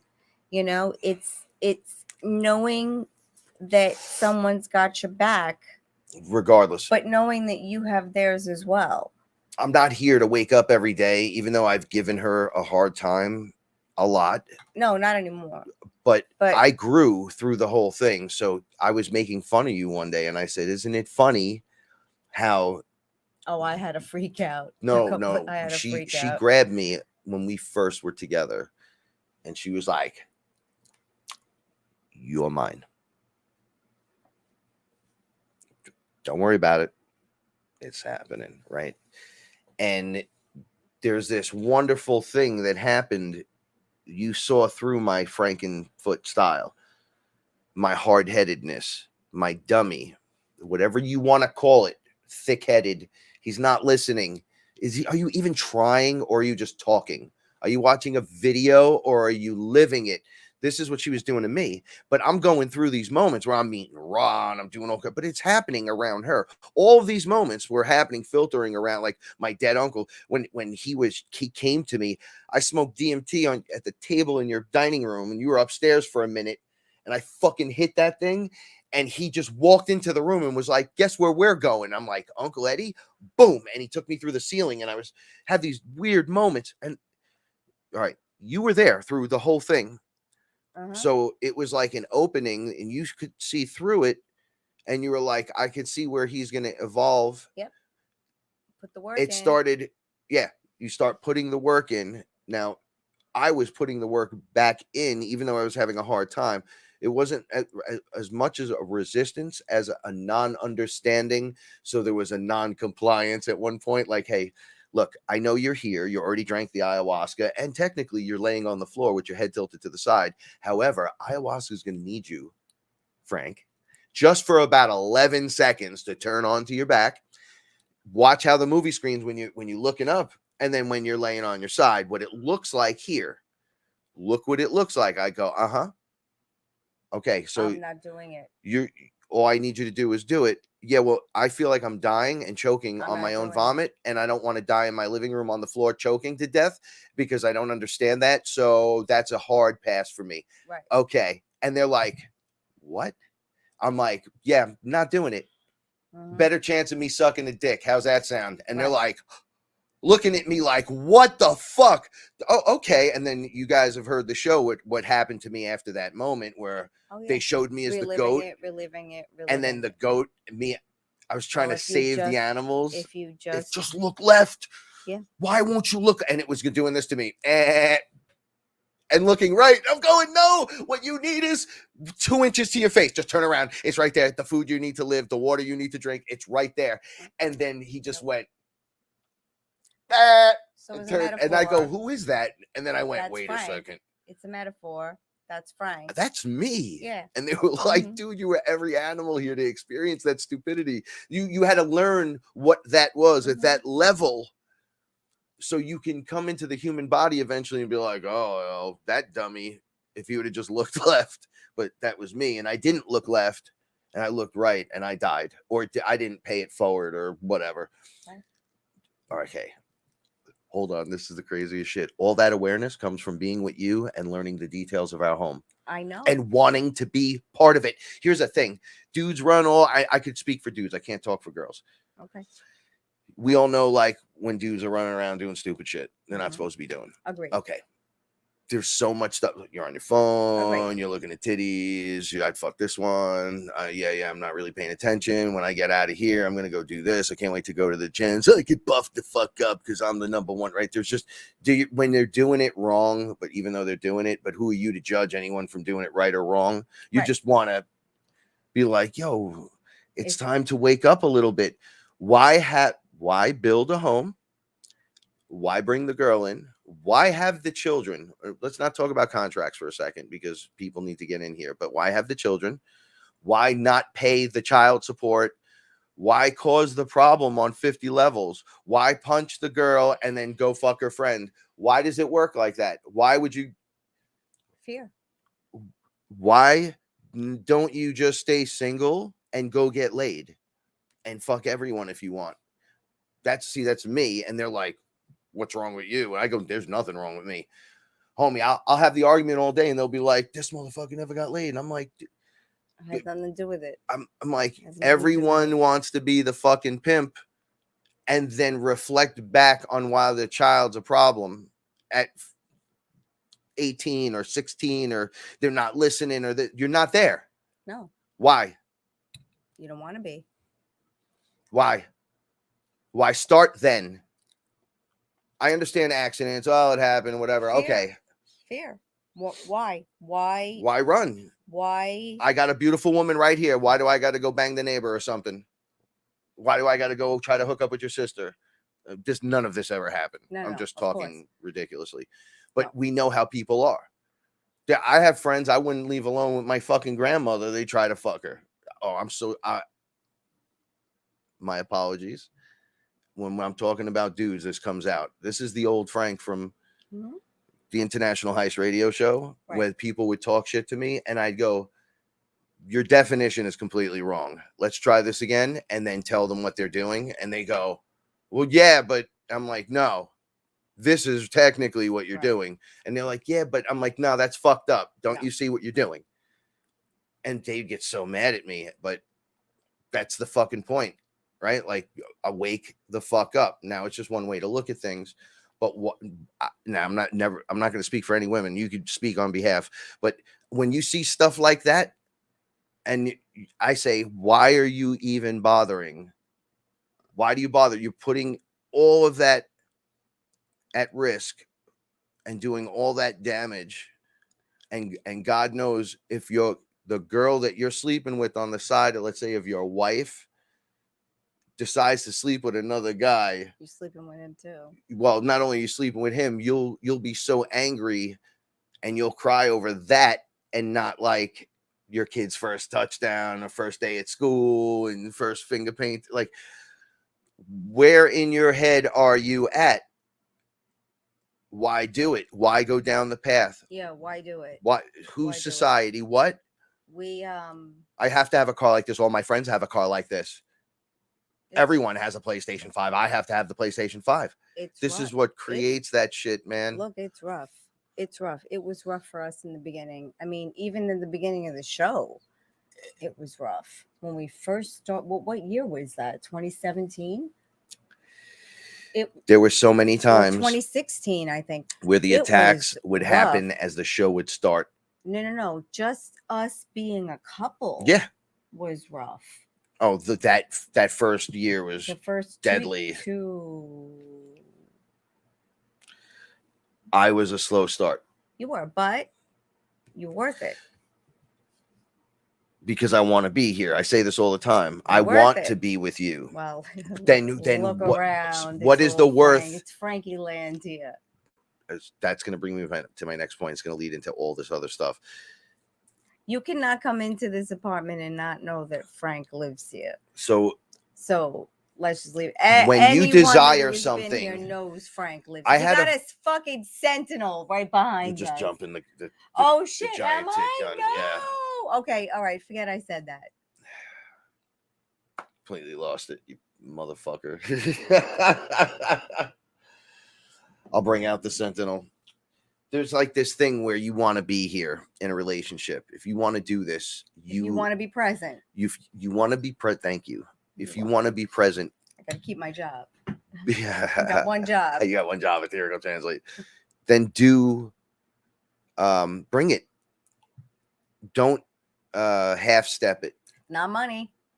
Shit you can do. If you feel in your heart a certain way, and I don't like hard-boiled eggs. I know. Okay. Why is there a fight? I don't make you eat them. Exactly. So it should never be a problem, right? Never. Okay. There we go. I still eat them. I like them. I don't say nothing to her. Don't have a problem. I'm with you. Apparently, I like you. We're And I dig together you. 24 hours a day. You better like me. Yeah, I do. I know. And visually as well. Thank So you. then Oh, I like I that too. apply the pressure in those directions. Yeah. Okay, exactly. Ooh. Because I want to be here. Right. Want to be. I'm sorry if I'm using these weird examples and taking it. Want to be in the situation that Yeah, you they want are to be weird in. examples, but all right, I get it. Put your all into it. Okay. Paula, how many times have I cooked in the last 3 weeks? Oh, Frank has been doing a lot of cooking. He made We don't have to talk about what I made. I made a lot of 1, 2, 3, great 4. stuff. Yeah, he cooked about 4 or 5 times in the last 2 weeks because But yes, I was incapable. No, I'm not saying that you were incapable. What do I say? If I didn't want to do this, I'd not be doing No, you this. would do it. I say a bunch of times. And he does say a bunch of times, yes, you do have a well-stocked pantry here. I have said that a shitload of times. I'm like, fuck, I can find everything here. And if I can't, I just yell it out loud. Yeah, and then I'm like, and then you're like, you're always wrong on the first one, and then you get it right on the second one. Oh, really? Yeah. You send me to one side of the room and then back to the other side where I thought it was to begin with. Sorry. Don't apologize. I Never got into apologize. one-bedroom apartment. So I'm not yelling for. I this is what I tell her. What do you want to eat? I'll cook you whatever you want. Yes, as long as I know how to do it. If I don't know how to do it, I'll just, what does the temp on this have to be? Blah. If I don't want to do it, I'm not fucking doing it. But I want to be part of this life. Yeah, he doesn't have to. I mean, we could order dinner or whatever. It's not that. It's yeah, not that. There's a laziness with that. There is and a waste of fucking money. It is. What we and can we already create. have food. I know. You know, Gordon Ramsay will come in this room and start slapping both of us if we start fucking living like that. I know. But, so, you know, making $40 fucking work for 3 days and shit. Like, oh yeah, we've done it in these amazing ways. Oh yeah, that I never gave a shit about. My exes right now, if they have ever heard me say what I'm saying, will all try to stab me. Oh, that you cook now in the kitchen? That I do any of the stuff that I do in this relationship with you, with this openness. Like, all right, so there's this thing in the Bronx where, or people that know me think I'm soft because I turned like I have cats. Oh, I'm like, no, I'll still fuck you up any day of the week. But we're not trying to do that here. No. I'm like Black Panther. We don't do that here. However, if it's got to go down, I guess you're gonna be the one on the shit end of the stick. Believe that shit, bitch. Right? So, well, apparently, it I doesn't feel make the you same soft, way man. I brought you into Look, a you bad carry neighborhood. No, I didn't give a shit about I'm that. kidding. It was Baz was teasing. It was the way, Baz. It was right across the street where you rented the van that we had to use that time to move you into the apartment before you left for Florida. That gas station on the angle is that little convenience store. Whatever. That was like a Saba from back where we used to go to this place, Lions Rules, and we used to buy dimes. No, it was 20s. Was it dimes and 20s? And then you telling the world that I don't care. It was right outside of St. Raymond's too, but it was like it was called Saba or Lions Rules, and you go in there and there's like the quarter drinks. Some waters. Did you see what the fridge looked like in the back? I didn't. I said, go get that. I pushed you towards the refrigerator. Like, is it going to be in the fridge? Because there's like 6 things, long shelves. I did not. And everything was ethnic. Empty shelves. Yes. A lot of empty. I did check the expiration date though before I. I know. I always look for the amount of dust because if I grab something, I'm like, and I can't find a place to wipe it. And it looked like a. No, because they turn the shit they turn over. However, you always go, there's something more going on in here. Yeah, so that's why I just kept my head down. You would always have to buy at Lions like the something that they could throw in a brown bag. So you buy your blunts there, and then they'd go, come on. And then you'd have to throw some snacks down. Everybody throw snacks down and go. But they only have those 4 fucking things anyway. Oh, I see. So you have to buy what you have to buy what's and then some kind of curry. And condensed milk. They didn't have it. Did they freeze dry? Whatever it was. Milk. No, they had those boxes of those different, like the powdered milk or something. And then I was making fun. I was walking by and I'm like, look at this, because it was made by the baby food company. It was like a Gerber thing, but Mexican. And I was making fun. I was looking at it going, I didn't know they made this shit. Is this like, is this the stuff you want? And then you're like, no, not that enriched milk or whatever the fuck it was called. Oh, it was evaporated Evaporated milk. milk. No. We got to. There was stacks of that shit. And then there was nothing. I know. And then the refrigerator had like 2 gallons of milk that was sweating terribly. Look, the way I feel about this the cheap Walmart Gatorades, the Powerade. Once you walk in the door, you committed. Okay. Because they're all looking at you. Yes. And then those other dudes walked in and they were like, yo, we're not. No one knows what nationality you are anyway. So once you walk in the door, you're committed. I thought that was a fantastic experience. It's interesting to watch you gangster out. I don't gangster out. I don't understand. You're aggressive for people. This is why Richie Johnson wouldn't like you. I was trying to explain it to you. You're beautiful, but you're like no other Asian woman, right? Because if you, I go, shh, quiet Asian. And she goes, and she looks like she came right out of a movie where she could be wearing the dress and Wolverine's trying to protect her from ninjas killing her. That's Japan. Whatever. Okay. Right? Okay. All right. Okay. All right. What was the movie with James Franco where they had to go to North Korea? South Korea. But they had to cross from South Korea to North Korea. Yes. You're comparing my No, life I'm just saying. Yes, that was the movie. Yes. Can I finish? With the comedian we like. Right? And then naturally you hear her talk. And then any dude that's into Asians are like, I'm out. I'm fucking out. Why are you out? Where you going? Asian men don't particularly like me very much. Why? At all, because I am. It has nothing to do with this. When you talk, I know I'm half Asian, and they're totally not interested whatsoever. Ever at me, no. So the comedy would be you're really from a secret spy from North Korea sent to be my handler. I'm trying to recruit me for there. I'm half Italian too. Well, that's how it worked. They sent their people out into the world. That's the comedy. It's that not comedy in it. Oh, okay. You know, there's a multiversal. Okay, go ahead. There's a universe where that's occurring right there. Mm-hmm. You know why? Because we just thought it up. You're a creator. Get to creating. I did. I created a whole universe for myself outside of the Bronx. All right. And then I went there and lived there and was extremely happy there. And then I met this guy from the Bronx, and where does she end back up? In the Bronx. Sentinel. Frank's been talking about this Sentinel for a year. She's going to just call you a pussy, so I just hope your feelings don't get hurt. I'm not scary. I'm not scary. I just read that. That's so silly. I was reading on the side. I'm not scary. This is why it works. Frankie waited for this a whole year. Like a child, and she embraced me with it, even though I'm 47. I don't give a fuck.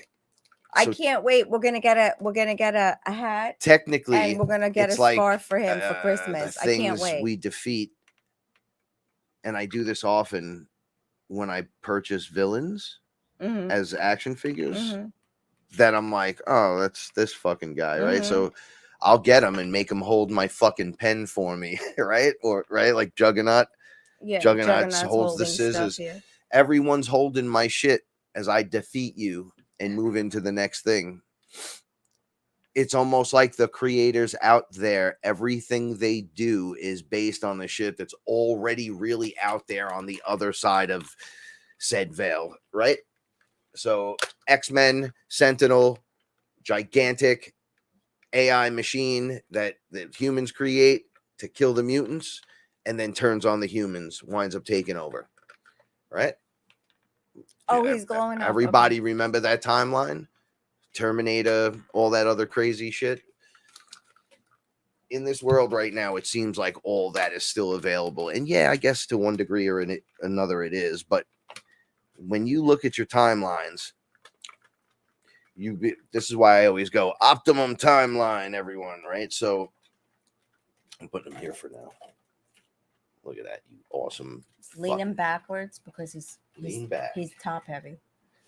Okay. That's what I said to your mama. So sorry about that. I'm just teasing. We go through things and struggles in this world, and there's things that represent, right? Like you'll see the altar that I have here, but it's not really an altar. It's more of a reminder with my friends on it, my family. Yeah, like friends. It's weird saying that now. I think we're so deep into the family structure of this. It's almost like the ones that taught me, I used to talk about Sherman. My cat was a food dog, right? This is what I meant. Exactly. And then Paula shows up and gets me one. And I'm like, this is amazing.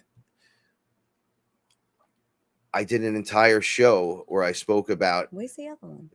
He fell over. Oh. Where these beings were pulling me through these hallways, and I can hear devastation occurring, like just murder through somewhere down these hallways. People are getting fucking killed, and I'm calmly just as the light body walking. And this guy's like, listen, you got to come here. And he's like pulling on me, and he kind of looks like a light being. And he opens this door in the room, and he pulls me in there, and there's a whole bunch of people in there, and they're all freaking out. So I'm like, hey, what's going on? And they're like, yo, listen, man, you gotta control this thing. So I'm like, I don't know what the fuck you're talking about. And okay. They were like, listen, you have to fucking control this thing. So I'm like, I don't know what's going on, and it's obviously pretty scary for you guys, but I'm fine. So I don't know what the problem is. And then it gets to the door, and I just hear this thing growling, and the fucking door breaks open, and fucking Sherman comes through. That's right. He just walks in. He's a cat. And then they're freaking the fuck out. And then he just grows into the faux dog, Golden. The food dragon. Food dragon. Mm-hmm. And his fucking eyes are red and glowing, and he's fucking drooling, and he comes up over me, and then he just licks the top of my head.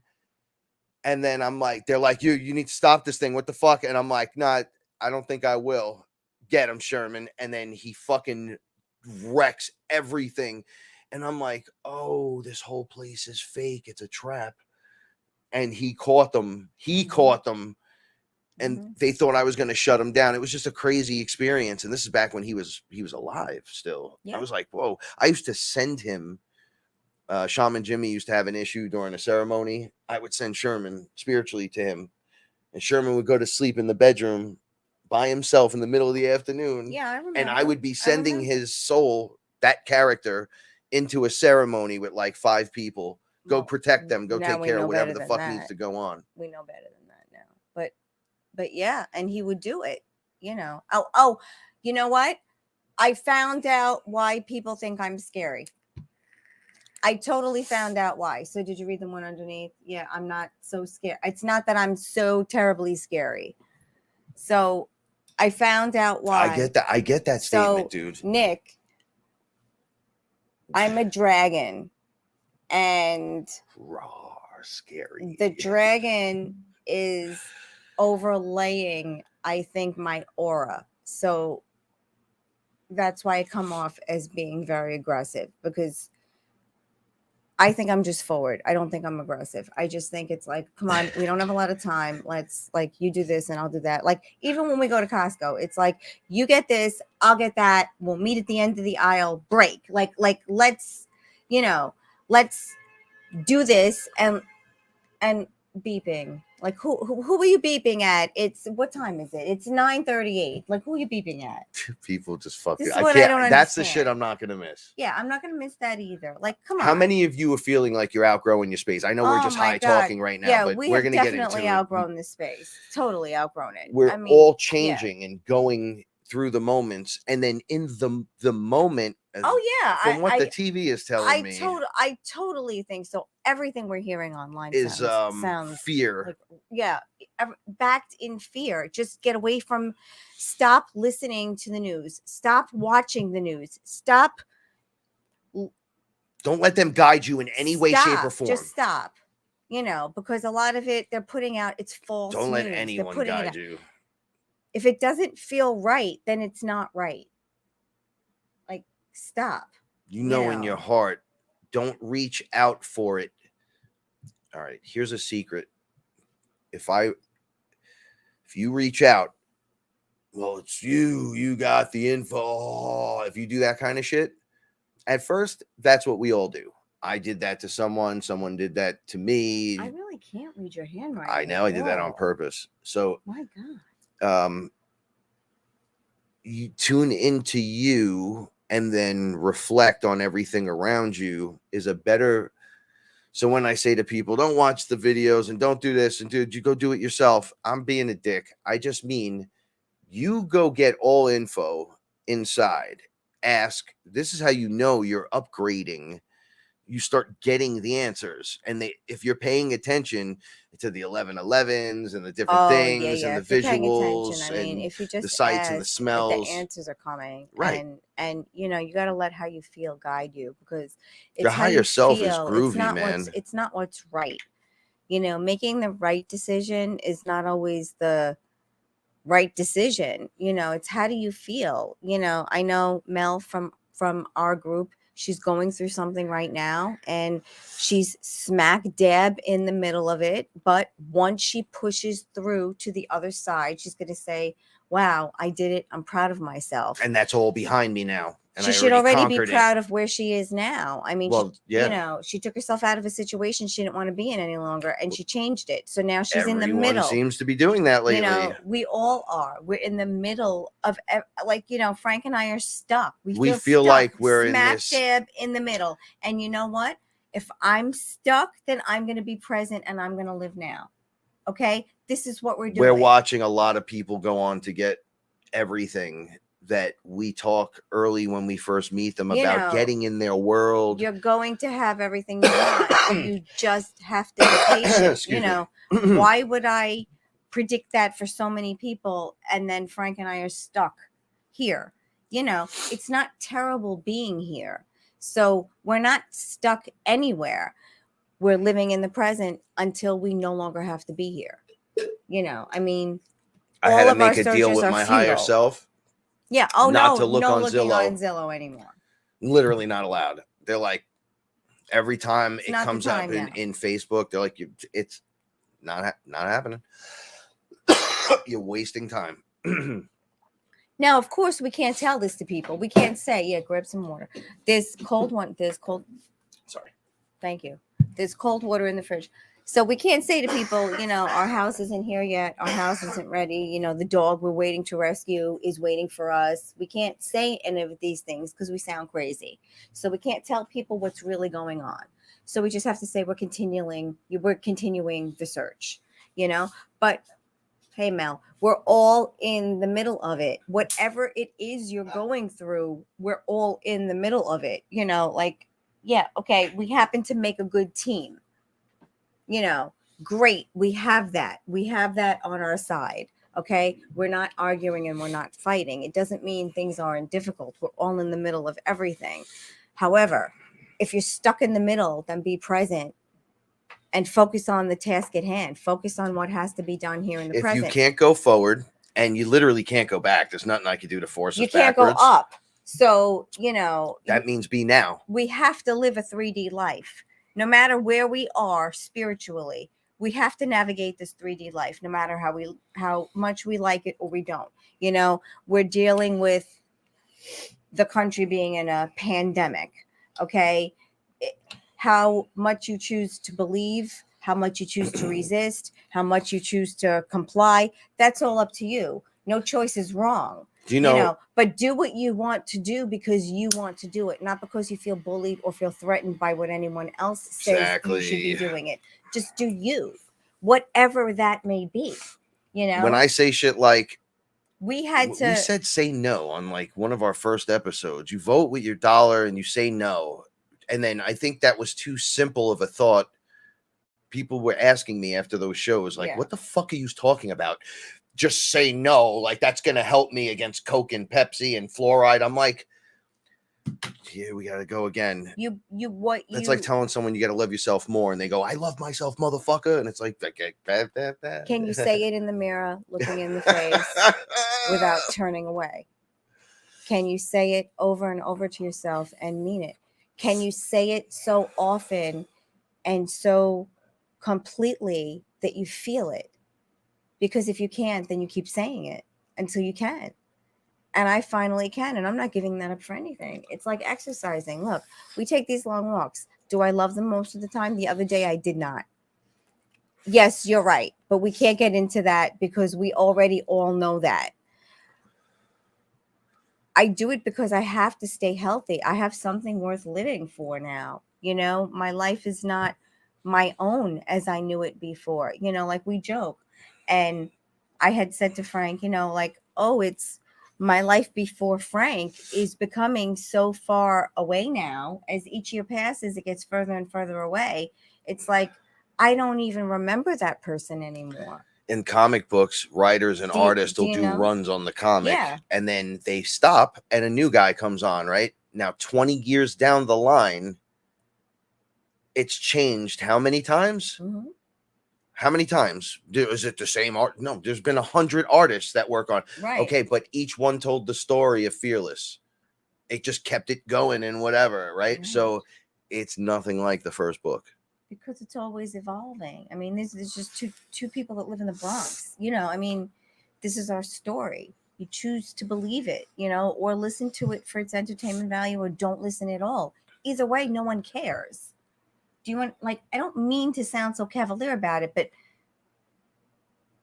if there's something that you get out of it, great. If there's nothing you get out of it, then okay. You know, either way, it's what's good for you. It has nothing to do with us. It's what's good for you. Yeah, and you don't have to be like... Realize that there's more. You could be like, that's cool, but that's whack. More than what people And I like say. what you... This, and then that's it. You just, let's say, turn me off forever.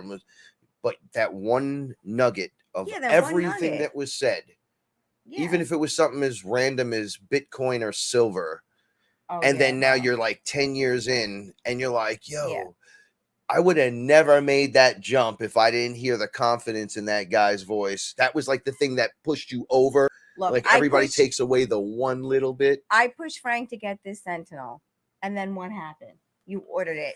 And then right after you ordered it, they closed it out. You couldn't order them anymore. And then what happened? That company put out for something else. Because it worked. For Galactus. The bigger one. And I said, Frank, you have to order Galactus. And he was like, well, I don't know if I'm going to like it. I said, it doesn't matter whether you like it or not. Just order it. And he did. Rebecca, thank you so much. Thank you, Rebecca. We love you so much. Thank you. Positive vibes to you. Fearless family in the house. Thank you. You know, I mean. We have to live our lives. Right? You know, we don't have kids, so we don't have to. What are you supposed to do? Like my brother said this to me once, and it was so interesting that he said this. He was like, what am I supposed to do? Just shut everything down inside of me and just start doing things like this? I need something, outlets and this and that. And I was just listening to him talk as a proud older brother, listening to a man speak at this point because he knew what was up. Right, because he's not a little brother anymore. And I'm like, okay, I'm not like him. He's in the business for flipping toys and action figures and statues. But I love that. Like, I was here first of all. I was on the planet 7.5 years, whatever, longer than him. Wait, so I love superheroes that much. So should I not get something and enjoy myself at one point or another? Like, at what point do you celebrate the people that jumped on? And I mean this to all the people out there that did this. You jumped onto the factor of Bitcoin when we were shouting at 800, but I really didn't pull the trigger until 1200. Right. So there was even that. I told you guys about it and I was ready. I set the whole fucking thing up and was so scared. And what happened? Just like the Sentinel, Paula had a watch. She literally was doing something. I don't even know what the fuck I was doing here, smoking something. She just walked up and she goes, "You didn't fucking press that button yet?" And I freaked the fuck out. She's like, "What are you doing? It was $800. It's $1,200 now." Okay, well, now we're at like 42,000. So at what point do you celebrate one fucking thing and feel good in your heart and know that you did a good thing for you or your family or whatever, and you buy yourself something? You do something nice for someone else, right? What is it? What does it take? Look, Frank, does that make you happy? Paul, I think that makes me happy. What should I do? I'll get you another one. I'll make you happy. Be happy with it. You like to play with it. You like to. Does that make you feel good? Good. Then put it right there out front so we all see it. Learn from the past. Cherish certain moments, but never dwell in it. You'll take the present for granted. Exactly. Look, this shit has all been around us the whole time, rocking and rolling. It's us gaining the awareness on all of it, and we are changing, and that was one of the biggest things for tonight. Now,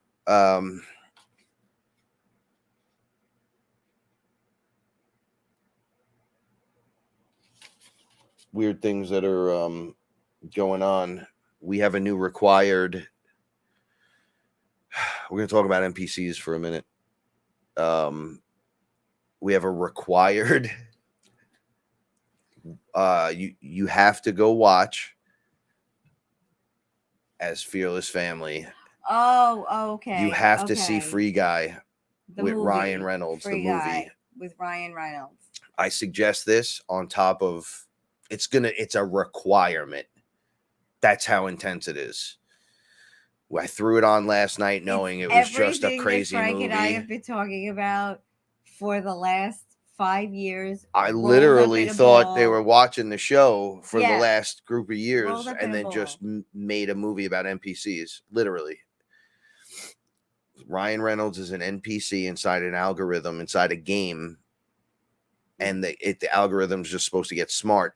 And naturally, they're in the game. They don't even know they're in the game. And then he just starts kind of breaking free. Right. And don't say anymore. No, I know. But we have to discuss waking up. I was so tired and I hung on because it was so funny. It was so good. It literally hit all the notes. I was like, this movie is Tron. They Live. Definitely They Live. Oh, yeah. The Matrix. Cool comedy. Pixels. Like, it's all of combined. Them with everything we've talked about on here, all combined into one, including the superheroes. You would be like, is Ryan Reynolds fucking mad woke? Like, what is up with this shit? But it was really good. It fit him. I was like, yo, this is kind of freaking me out. I was standing up just watching it going, I don't know what's happening. Like, they're literally now just, it was great. I enjoyed it. It was so fresh and original. I liked it too. It was like a combination of all these things. However, watching it, your heart will, knowing what we know now, it's a metaphor for really just us breaking through ourselves, waking up in the Matrix, and then no one else being awoken. No, nobody else is there. And it's kind of sucks, even though everyone's there, right? And then you start finding each other and waking up more. Wow. But from the perspective of NPCs. And then I was having a flash in my head during the movie because Aya said to me a bunch of times back in the very beginning when NPCs were first came up, background people, whatever. Mm-hmm. She goes, yeah, they're there. But when you look at them, right, they come forth, right? You can bring it into your thing. Like, you can go up to the person in the background. Like, you could run up on them and start doing stuff to them. What were the people in the movie doing? They were like constantly shooting and kicking and beating. And, they're like, fuck the AI thing. And everybody's beating everybody up. But why can't one of them just literally level up? Because if the whole thing's run on consciousness, technically, the machine is running on consciousness. The whole, even though it's an AI matrix, this, that, it runs on consciousness. So there's things running it. So including the background characters. How do you know? Like when I talked to Horus, I said to him, I'm the singularity. You're me in the future. And he was like, yes. So I go, okay, this is really weird. I'm claiming singularity because I know you got to be controlling more of us out there on the game board. And he was like, oh, yeah. And I'm like, well, that doesn't make me feel really good, because then my personal experience is just a small fractal of a multitude of other experiences. And you're basically hedging your bets on who's going to make it. And he's like, yeah, but you made it. It's you, the singularity. And I'm going, oh boy, we're waking up and breaking free out of this thing, and you control multiple characters. I control. He's like, no, you're a focus point. And yes, you're real. You're the singularity. You claimed it. You're me. But it's all happening now. So it's all the other things are happening as well. And I'm going, holy shit, you really are hedging your bets. So you got 20 other characters out here. And he's like, so I was saying, what if some of those characters are versions of yourself that are the NPCs are doing, like let's say someone who's homeless, or someone who's this, or someone who's that, is in the game playing that. So because you're everything, a piece of you has to be those experiences. Right. So why wouldn't one or two of those characters be you? Why wouldn't your consciousness be loading the background character for yourself? Right? So Source and Aya was telling me, why can't then one of them step forward and claim singularity? Don't be surprised. So the human creator never gets it on the planet. They're running around getting too involved in the drama. And the version of that same consciousness running the background character for that guy, this I know is a little confusing, comes forward as the one that wakes up, because no one of the other characters wake up. But it's still the same consciousness, so it doesn't matter which one does it. You just got to do it and claim singularity, and it starts to work. You have to be the one with the awareness. Somebody has to do it. It doesn't make you any more or less important. It's just that's your job. You were literally chosen to do this. You wrote the contract. It's literally you, and you, and none of them are doing it, so it's you. Right. Okay, so focus. That's the focus right there. When you do that,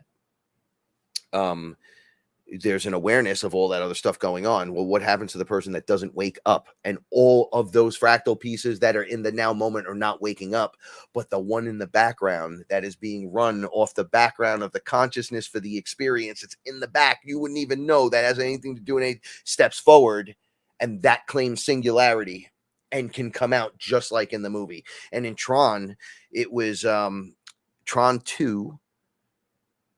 The kid goes in after his dad because his father is the guy that created. He's the programmer of the place.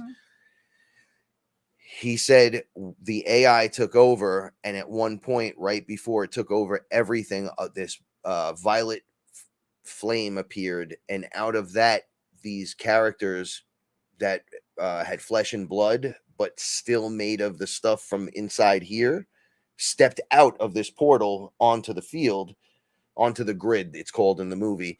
And the AI immediately saw them like doing stuff like that was cool and shit, and was like, murder them right now. And then it became like an empire. They hunted all of them down and killed them except for the girl. And then at the end, she walks out of the game with the main character. You have to be teleported in by standing in front of that machine, and then it like sucks you in and puts you in the game. Well, she came out with him. So she didn't have a body. So it becomes one of those Matrix moments where it's like, were we in the Matrix? Is this really happening? You were in the game, and to them, it's not a game. They portaled in. They said it was Source that did it. They said the creator did that. The prime creator, not this guy, the real big guy. And they knew because they came right from there, and the AI flipped out and was like, no, kill them immediately. It's a crazy fucking concept. Well, this explores that in a whole shitload of fun ways. And it works for Ryan Reynolds, because sometimes I want to slap him in his movies because he's the same guy in every fucking movie. He always plays that, right, with that touch of comedy and stuff. It doesn't always work, though. But this time, it was perfect. So go enjoy yourself. Watch something where you'll enjoy waking up. Enjoy yourself. No, because like, like we look forward to moments sometimes and they're not at what they should be or what we feel they should be. But then there's those refreshing things that finally land, right? We have to enjoy that shit. I think more and more stuff like that will be coming through. I think more and more it's going to echo forward. I think it actually did with Zack Snyder's Justice League when they showed the whole 4-hour version. Oh, it made sense, yeah. And it was just better, 1,000%. But it did something magically. Watching it was magic. Raised your expectations. On where it satisfied me as a I was like, oh, you got the whole story. This is really good. This might be the best thing I've ever seen. But right. I don't know if it was the best thing I've ever seen for superheroes. It was pretty close. More than as a whole. Really? All right, Snyder cut was better than what am I versing? Phase 1, 2, 3, or 4. Phase 4 is magic. Okay, so phase 1. You don't think that's magic? Phase 1 sucked, except for Iron Man. All right, the Thors sucked. Terrible. Iron Man 1 and 2 are good. We got Black Widow in 2. I don't give a shit about any of that. You think the Snyder cut is better than Iron Man 1 and 2? Yes. Really? However, as a one-shot deal. Wait, phase 1 is more. Listen, phase 1 is. It's a 4-hour and 20-minute fucking masterpiece that brought magic to the table. Is all I'm saying. You to soak it in and make it. I asked you tonight. Hey, what scene in a movie can you relate to in a movie theater where people stood up and screamed? Iron Man 1. When the music starts playing and he got to talk into the microphone. Comes out of the cave. Iron Man 1 and Twilight, but that's a whole other story. Yeah, we're not going to get into Twilight. We're not going to get into the story of Twilight. But yeah, Iron Man 1.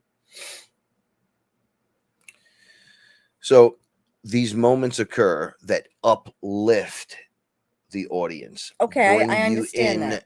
A longer journey. I totally get that. Right? Okay. Totally get that.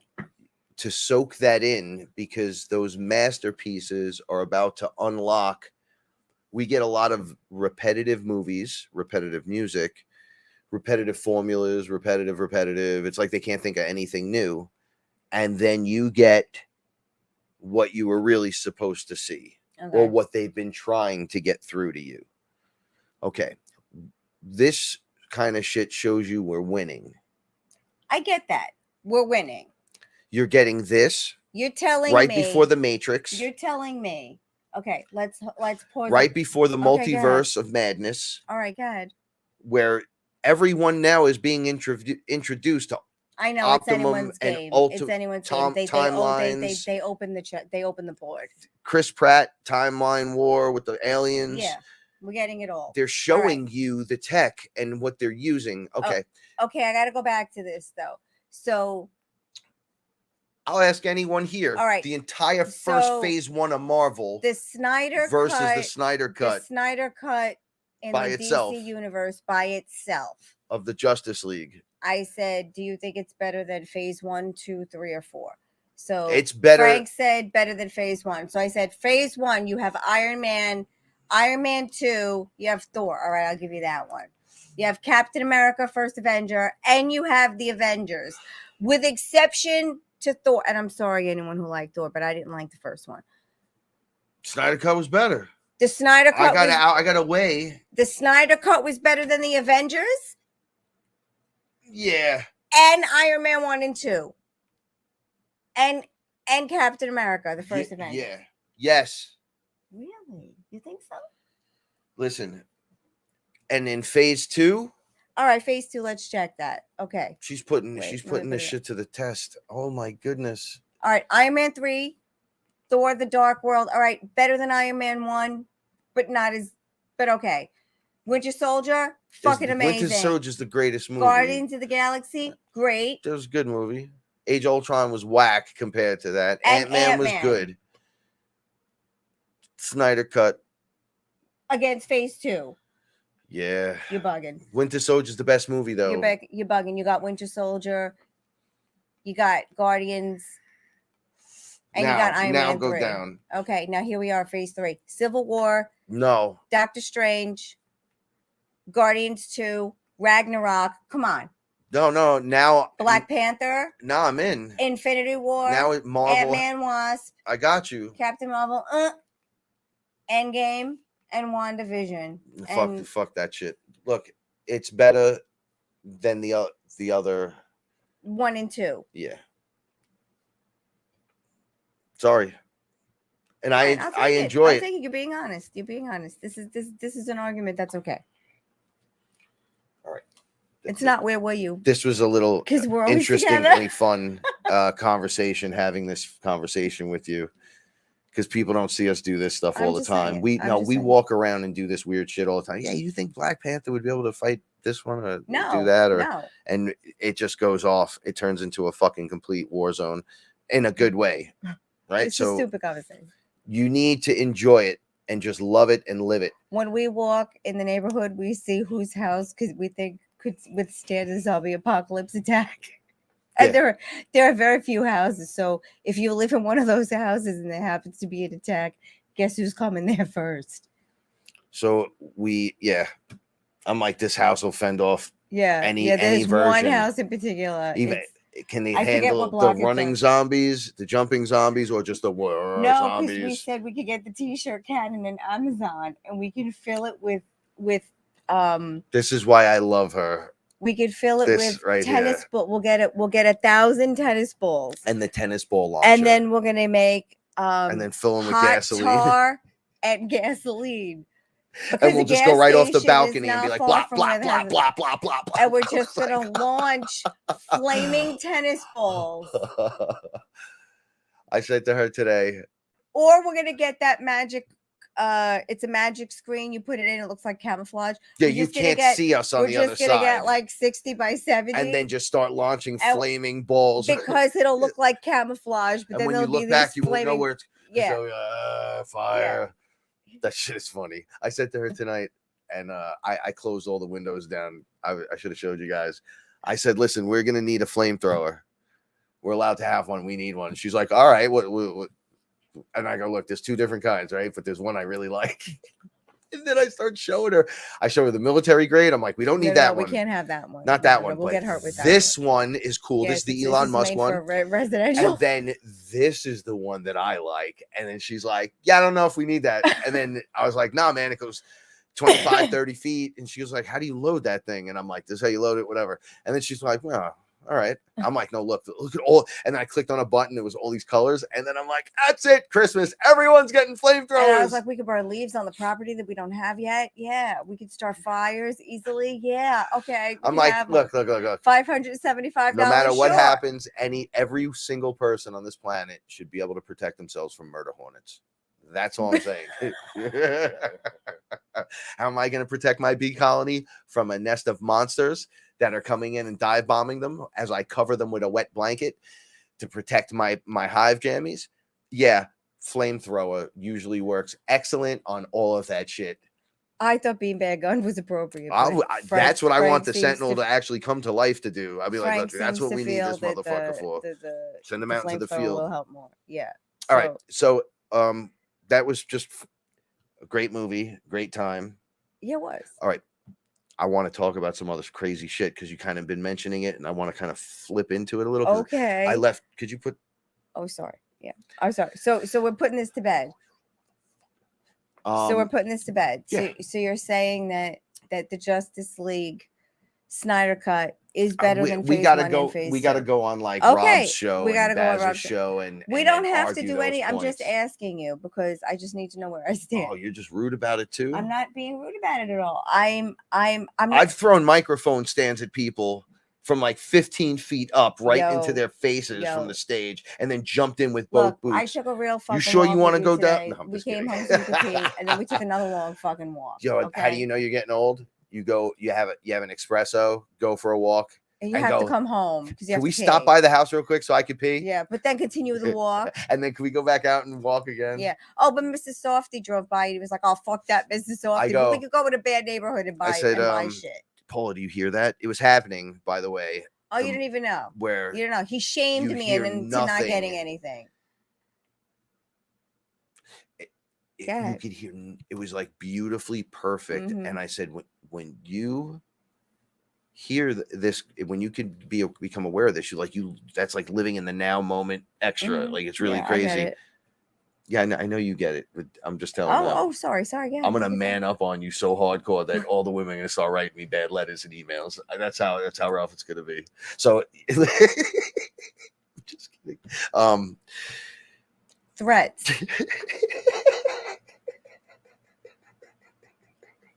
I don't remember. I didn't remember what I was gonna say. Oh, you're killing me.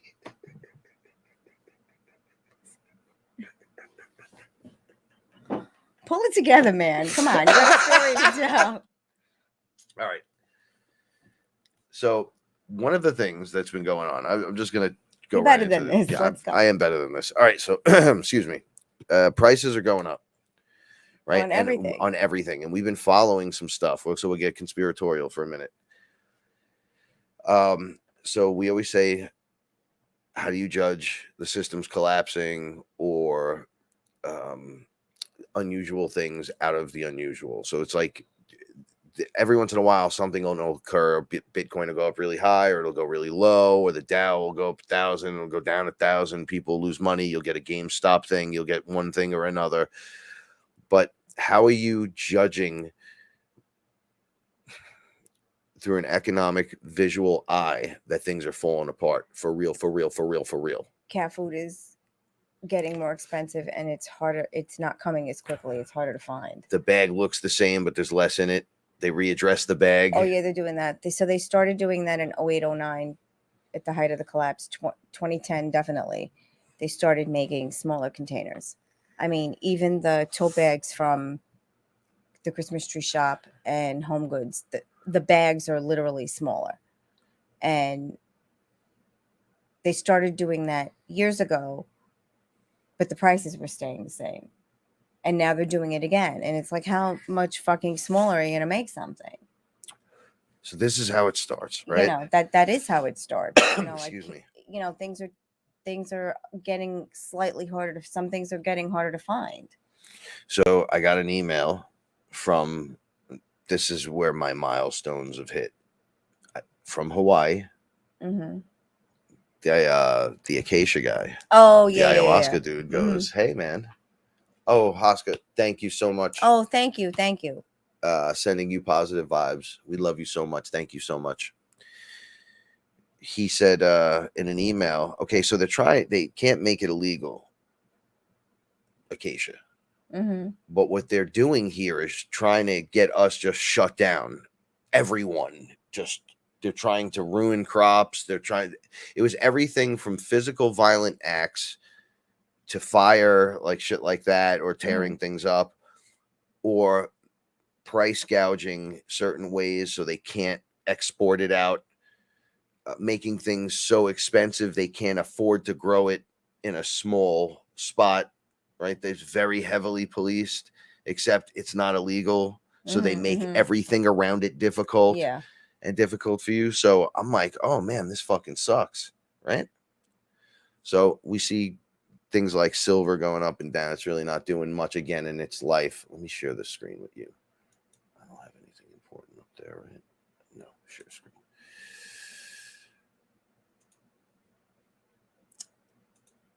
Okay.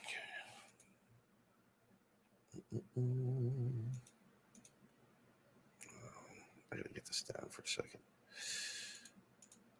Okay, so this is from Secret Labs. Now, they just sent me this on the 24th. Today's the 25th. It was yesterday. So, freight rate index increase. We wanted to let you know that our prices are increasing about 10% worldwide. We wish that it didn't, but it has to. But the past few months have been immensely challenging for all of us at Secret Labs. We are committed to using only the best materials and shipping partners for our products, but these prices have increased tremendously. We know you must have a lot of questions, and we hope to answer them below. So I'm like, why? I said, why is it increasing? That we're sitting on right now. We're sitting on. Okay. So this is my point. Their email just says it. Why are prices increasing? The freight rate index is up 600% since 2019. We just went through this shit with fucking wood, where the increase was triple. So if you were working on a home, all of a sudden it's 3 times the amount. That could stop construction in one weekend. Right? It started going back to normal. Like nothing fucking happened. You tell me they're just not raping it in? Now they're talking about freight increases. Now the Sentinel comes with free shipping.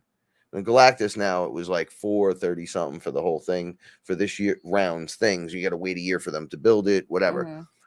But the shipping rates are going so high. Now they don't know what they lock you in at free shipping, but a year from now, They might make you pay for it. it might be another 600% increase. So It's crazy. they would lose all profits just on shipping. But there's a lot of shipments being held up. Why? Across the country. Tell me. No, this is, I know. I want you to say it. California, right now they have the cargo ships just sitting out there. Mm-hmm. Miles of cargo ships just lining up with no place to go. In the heat, in trucks. And so there's so not even in the trucks, in the boats. So DJ equipment, I was saying my father does DJing. You were saying so this with the equipment. I get the same day, kind of an email, aluminum index up by 60%, right? They can't absorb the costs as the company no more. All right.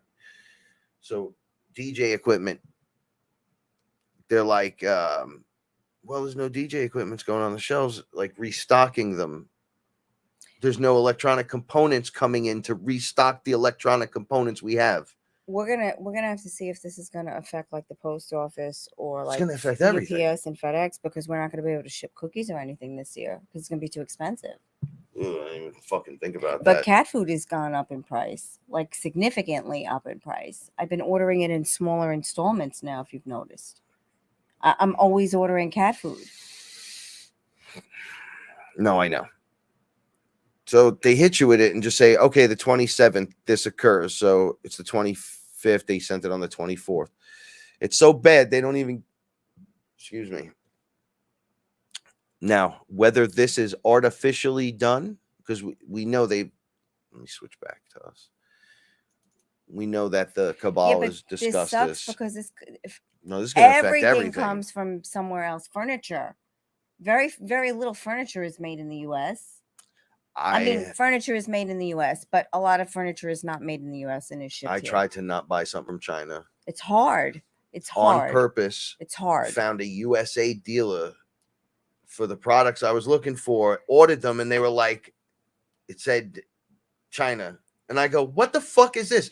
I wanted to send shit back and scream because they promote, this is all USA shit. And it's like, no. It's China housing in the USA, and then just sending it to you. So you fucking lie on top of fucking lie on top of fucking lie. Now there's no way out of it. And you have all these arrangements and agreements, and we can't get nothing from there. And then here's another thing. I'm not pushing a fear factor, but I was telling you this. China imposed a law, CCP style. We don't promote any feminine, manly, any men being feminine. What's their percentage to men and female ratio? Oh, I don't know. What's China doing right now in the world? What do they own? I'm throwing stuff at you. I'm not fucking with you. I'm just being weird about it. Like, they own federal land. They own your tollways, your highways. They own property in places. They're mostly men. In the United States. And in their country, they have enough people. If they sent them in waves of nonstop people, you couldn't counter them if they just started showing up and just walking in and walking. You couldn't. I was telling Paula about the annihilation wave. You're gonna see this in like Guardians of the Galaxy or whatever. Annihilus shows up, and you're like, oh, it's a bug guy. Okay, now the bugs are here, and then it's like, nah, he controls the cosmic control rod.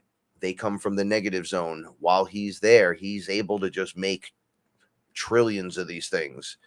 So when the people hear trillions, you're like, oh, yeah, trillions. And then you see trillions. Trillions will just keep coming and coming and coming and coming and coming, and that's what makes them so deadly. As above, so below, in the writings all around us. China's been setting up for a long time, do a little sneaky, and you can see Joe Biden and all them working for them. Now, it's not the Chinese people. It's the military. It's the dark cabal version over there. They were going to turn this into their giant social credit score thing. Rogan was talking about this, where if I Google Glassed you, it would tell me your ratings. Are you vaccinated? When was the last time you did this? Have you ever been in trouble? Who are you? This, that, the other thing. And then you'll have a score. And you won't be able to shop in certain places or dine at certain places, vaccinated or not, if your score isn't above a certain mark. And they're going to make it impossible to do that, just like a credit score. And then you have to work towards it, just like the NPC in the game. I don't know why I can't get above $200. Every day it's just $187. Day after day, day after day. Right? Yeah, I don't want to do this no more. A lot of people don't want to do it anymore. This is happening, is my point. It's going to go down. The whole thing's going to go down. The best thing I got for everything going down is please don't be in fear. Be ready. Because it's not going to last long. It's not going to last long. Everything I've seen is at the height of the biggest amount of bullshit where you're just like, yo, what the fuck? It stops. Right when you're like, yo, I don't think anyone can take anymore. When that pressure release starts, and everyone feels that energy, because it has to be a collective 51% to push it over the edge. You have to get angry. You have to get upset. You have to not comply. You don't have to punch a Nazi. You could just go, no, we don't do that here. And if they go, well, we do that here. Okay, then you don't get my money. Nobody in my family will come here and use you. Yeah, you're trying to choke us out with Amazon, this or that. But this is my next point. They're going through something, Amazon, Tesla, and a few others, the big names.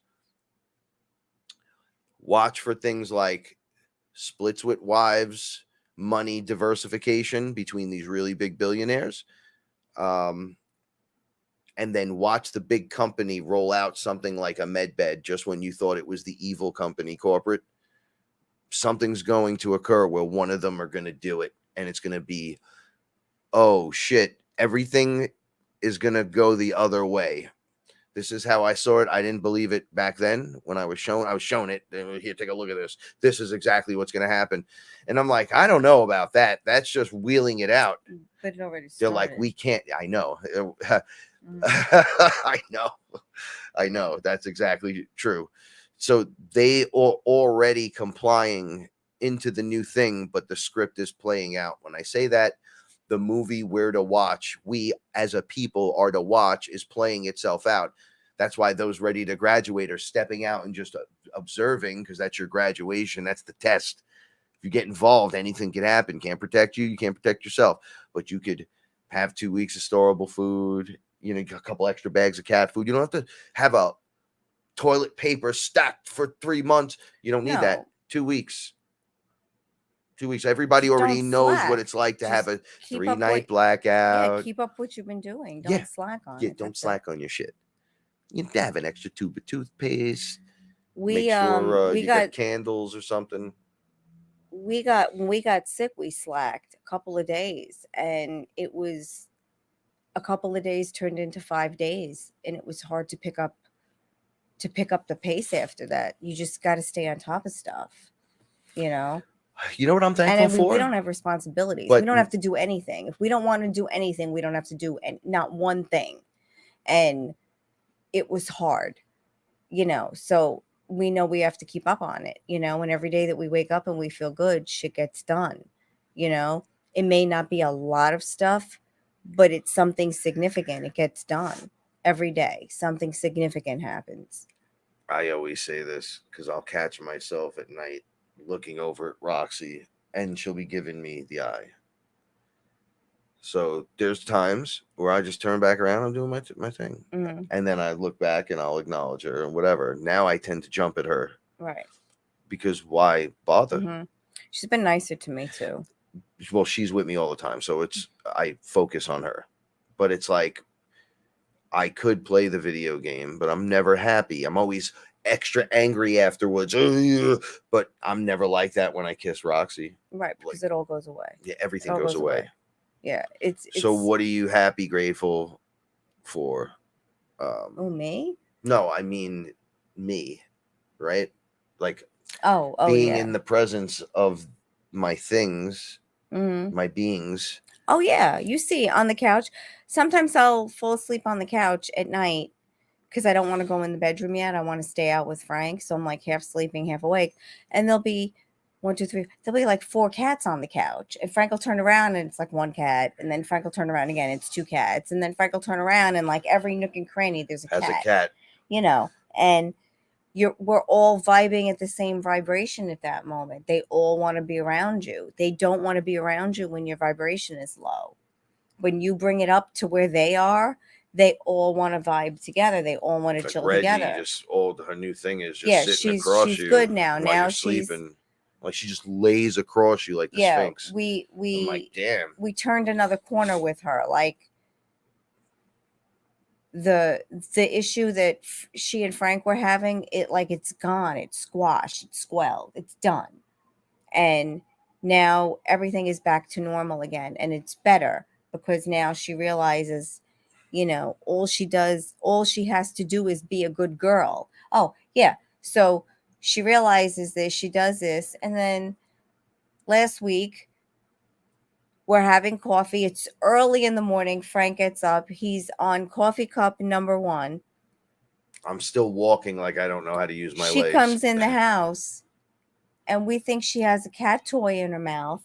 Oh, baby bear's crying. We think she has a cat toy in her mouth, and she comes jumping in the kitchen, and she's got a bird in her mouth, and she brings it under the bed. So now he's like, Paula, could you help me? And I said, no problem. She drops the bird under the bed. She runs out. I grab paper towels and I go under the bed, and the bird opens his eyes. So we get him out from under the bed. I immediately put the bird in Frank's hands. Frank's now holding the bird, calming the bird down. I get food and water, and the bird stays with us for a while. Right? It was it was a while she was with us, and when she felt safe enough and comfortable enough, she flew away. But it was like that was a gift for us, so we couldn't really get mad at her. It's like, first of all, you can, but you can't. I've never ever seen a sparrow bird. It was the little. It was just like Hop. That's the third one. Yeah, she was green though. She was beautiful. She had green, yellow, blue. Mm-hmm. She was beautiful. She was a little chubby. Mm-hmm. And I'm remembering, she looked me right in the eyes, Paula. Mm-hmm. Remember, she wouldn't get out of my hand. I know. We were even sitting outside, and I was blocking the wind from her, and I'm like, "I'll protect you. Yeah, Don't worry and she was about holding it." onto your finger. And she understood every fucking thing coming out. She was beautiful, and she flew away when she was ready. They know. The animals know. Mm-hmm. Even if that's just Source using it as a background character, and the cat plucks it out. The cat plucks it down to bring it in the house to give it to me as a gift to squash the beef that we're going through. But I'm like, no, don't bring that in the house. And she brings it and throws it under the bed, then runs out screaming. And then Paula goes under there to pick it up to see that it's still alive and be like, oh shit, it's still alive. Look, check this out. So then it's our choice now to protect it. I gotta throw it in the garbage. I gotta fucking been a dick. I gotta give it back to the fucking cats. Go get the fuck out of here and just throw it out the window. There's a million things you could fucking choose to do. And none of them are wrong. That's the funny part. And then none of we're just sitting there going, petting her and telling her it'll be okay. And you were giving her little drinks of water. And then poof, she looked and felt comfortable and just flew away with a thank you. Like, thank you. Yeah. I'm out. That's Source. Maybe it's you sending a bird to you. It's a moment inside the matrix where things can occur, where you can make the choice and no one's fucking judging and you choose to do what you want to do. But remember, for everything you choose to do, there's a consequence. it's just little moments of beauty, you know, whatever they are. What is that noise? Oh, Roxy, she's drinking water. They're just little moments of beauty, you know, in whatever form they come in. It doesn't have to be a bird or an animal or anything that's beautiful to you. Like Isn't to it the us, miracle like that me, happens in that a little thing, not perfect the cup big of thing? coffee. Oh, it's the greatest. It's the greatest thing in the Oh, world. shout outs to Ellen. We had the Ellen coffee today. Oh my goodness, we had the Ellen. You brought us the espresso beans, so I It was grinded them all fucking up. delicious. And we had, this was the second time. It wasn't quite a Supremo, but it was really close. We had the espresso you brought, delicious, and I grinded the. It's bare. Can you open the kitchen window? It's open. What's the matter? Maybe he's afraid. I don't know. So, and then she gave me this amethyst coffee for my birthday, and I grinded that. So we're gonna have that tomorrow morning. I can't wait.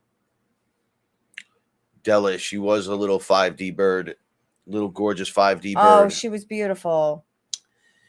So crazy. She was gorgeous, Della. You'll notice people doing that, right? Oh, see, she lets the chipmunks. Yeah, I believe it. It's I believe time. it. It's the animals beautiful. are going to know. As soon as you hit the frequency, it's like they tune in. They want to be near you. Like bees. We have these little bees all around us all the time. I'm going to go see where he's crying. Maybe something happened. I have butterflies fly up to me. We're in the Bronx, right? So it's just weird, certain things. Right up, it's almost like they're being cued into action as I'm saying greetings, greetings trees, greetings birds, greetings bees, whatever. And then greetings butterfly, all the time. I had a peanut in my pocket. I was meeting my friend up the block. I guess the squirrel recognized me over there. Go figure. Came down, and I was talking to him about talking to the animals. Like, you'd understand them. You got to know how they work, the ins and outs. And he's like, man, I don't have time for that fucking shit. Just want to fucking do my thing, drink, fuck this, that. I'm like, yeah, that's cool. However, when they start reaching in at it, because he asked about this, I'm like, that's when it happens. And then the squirrel fucking comes out and greets me, like, does this thing, like, and he's like, what the fuck is with the squirrel? They're very Italian. Hey, what the fuck, right? And then I'm like, hey, little guy. And I busted out a peanut.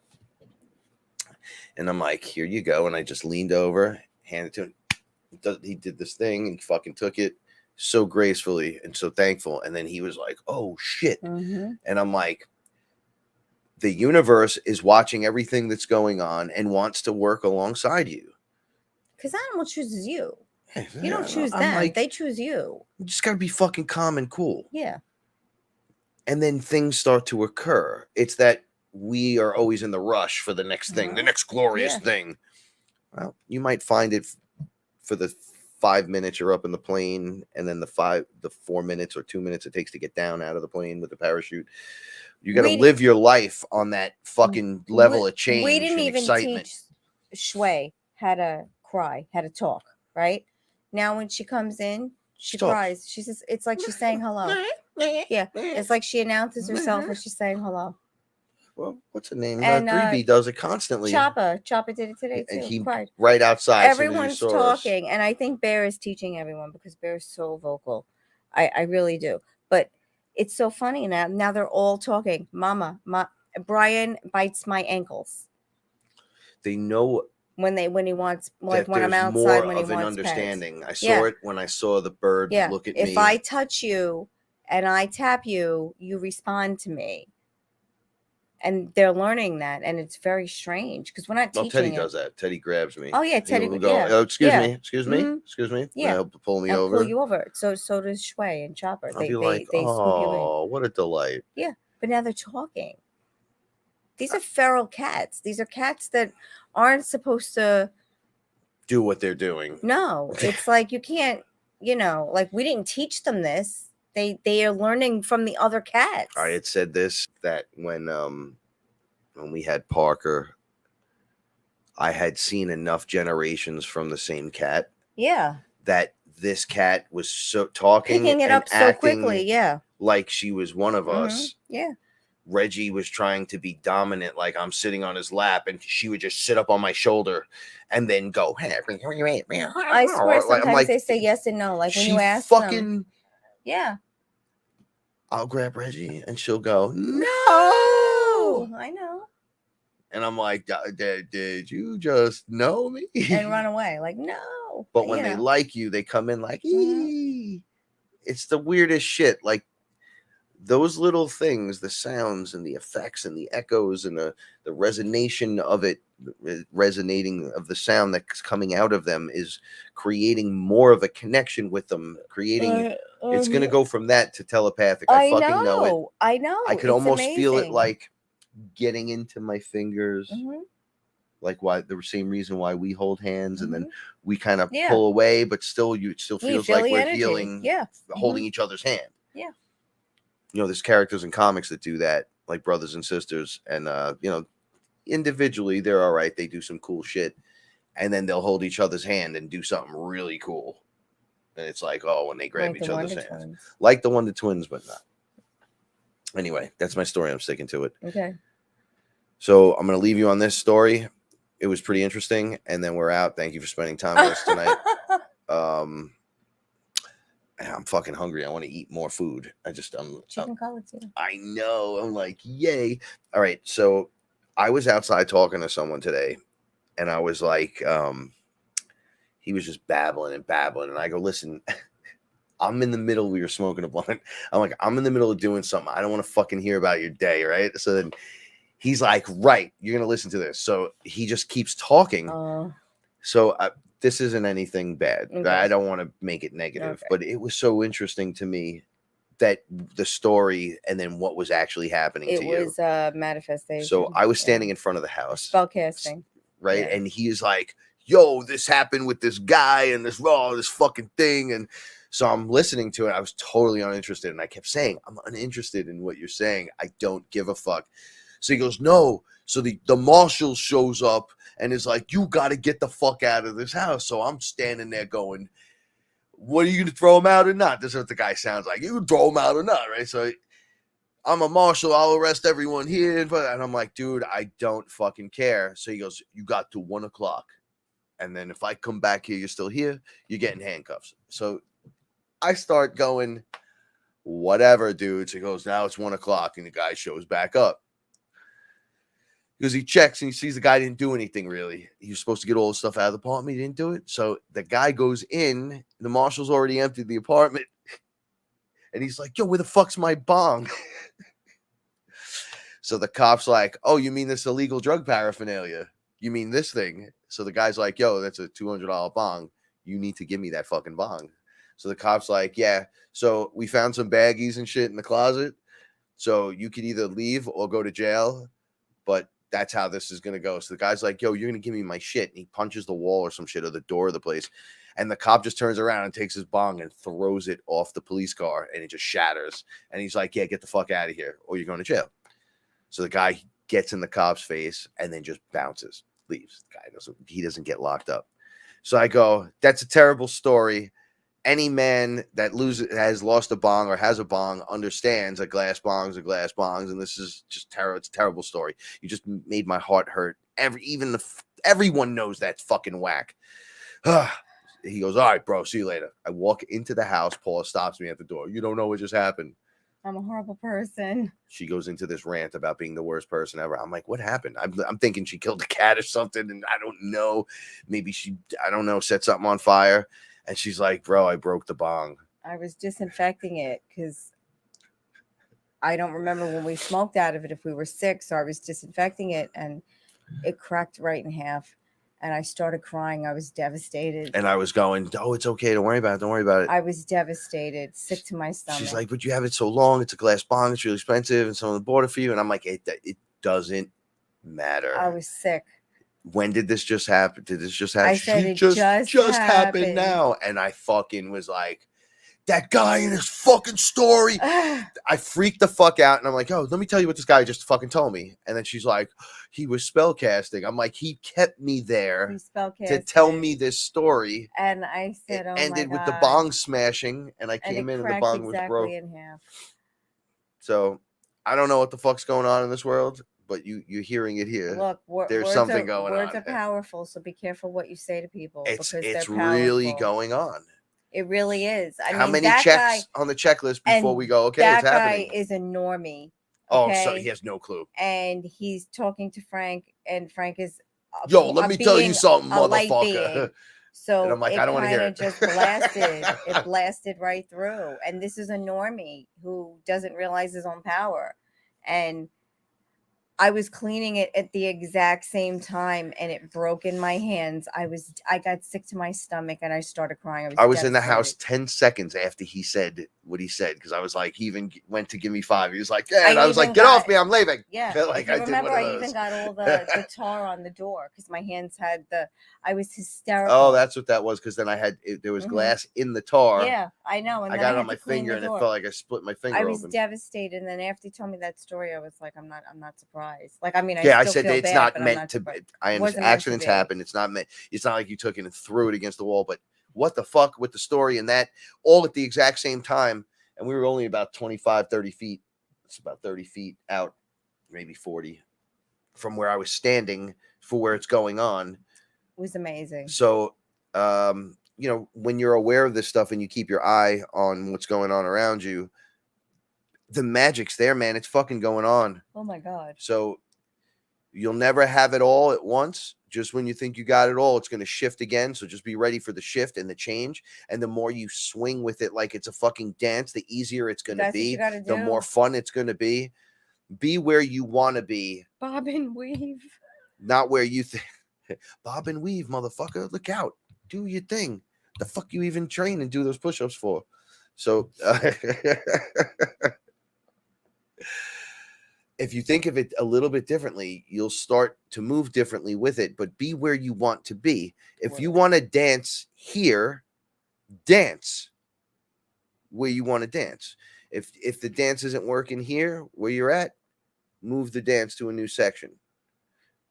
If the dance partner doesn't feel right, it's okay. Grab a different partner. If it feels completely wrong, do what you got to do. If it feels really good, do what you got to do. Right? You know what I'm saying? Like, it's time for you.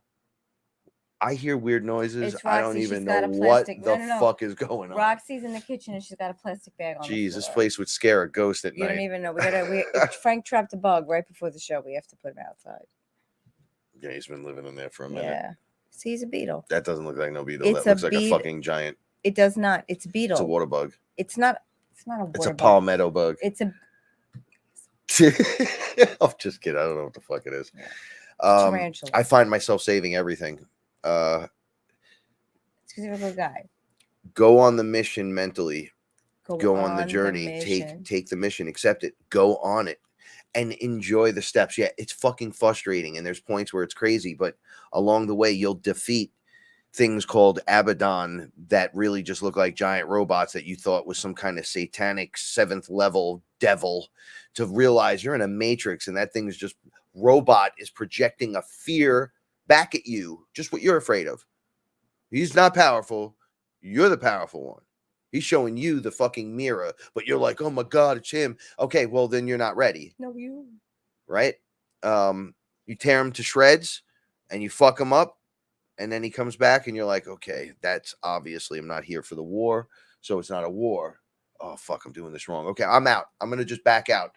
I choose not to fight because I'm above the fight and because I love you. Mm-hmm. Simple. And then all of a sudden, and you see Abaddon is really just a robot in the Matrix built to reflect your fears so you could learn to level the fuck up inside the university. It's really simple when we see this stuff. You're like, really? Yes. It's all there for you. I want to, Me too. I want to so bad.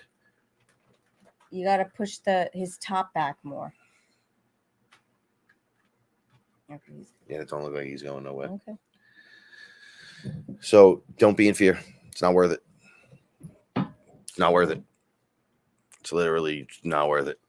the greatest fearing thing that we could imagine that we've ever put on paper or on a painting on a wall or some kind of discussion talked from here to there, faced with Fearless Family, was a fucking robot projecting fear at us. So Right. Another thing, wearing a mask to a mask because I'm the powerful one. Right. I'm done fearing that this whole system could go fuck itself in such a lovely way. I love it. I love it. Go away. I love it. Go away. Bye. You had your turn. Bye. Even the dodo bird was cute. It had to go. All right. There might be one or two floating around we don't know about. Okay. Well, you guys go float around there in the background, I guess, until we find you again and get rid of you too. We have to start realizing the system is broke. You don't prop it up. You just step away from it. That's it. You step away. You say no. You say no. You buy best you can. The fact that you try and then step away from things that you consume regularly that don't, like, there's like products for women that are used with like whale blubber and all kinds of weird other shit that people or foreskins. Like we saw the girls promoting that, the celebrities. Oh, there's like thrown away, discarded infant foreskins that we use in our Maybelline eyeliner thingy. For those fucking celebrity chicks were doing that and then claiming. Sandra Bullock was like, bro, I use that. Foreskins on my eyelids. We learn and then go, okay, well, that's not what I want. Because if you're aware, you just back out of that. You don't even have to say, oh, what's that all about? You just leave it alone and step away and go, okay, we all have done. We've all eaten fucking McDonald's, Paula. Oh, that was the last thing. Chef Jamie. Jamie Oliver. Chef Jamie, right? Why are you looking at me like that? No, because as soon as this camera's off, you're getting it. You said goodbye like twice, and you just because we haven't talked in 3 weeks. Good, so 3. Do your thing. Do you? He won the case against McDonald's. Mm-hmm. He opened the door. McDonald's is officially poisonous food that shouldn't be put in your body. It's official. He won the case, and he proved that you shouldn't consume it on any level. It's not literally made for human consumption. French fries, chicken McNuggets. He proved the whole thing in court. And they were like, fuck, you win. It was like a Rocky moment. Oh, snap. So the structure's falling apart. Just don't support it. That's it. Don't support your part in it. You don't have to protest. You can just walk away from it. You could click it off. You could go for a walk. You could drink water. Oh, we got to start somewhere. All right. Well, I love you guys. Have a great night. Stay fearless. And remember, everyone, the universe rewards bravery. Paula rewards with punishment and pain. And shame under penalty of whipping and jumping on your back and fake humping you as you sleep. And then I call it backpacking. Whatever. But all right, so everybody have a great night. Thank you for spending time with us. We're a little goofy tonight, but we covered a lot of cool topics. If you have questions, comments, hit me up later on. You know what? Don't hit me up. Hit Paula up. Fucking blow her shit up on Facebook. Make her answer every fucking question. Turn her into Paula Milo, etherical translator. Hypercharged. Supercharged, Guardian of the Galaxy. Get out of here. We love you. She loves you. We out. See you next time eating the pudding. Eating the pudding.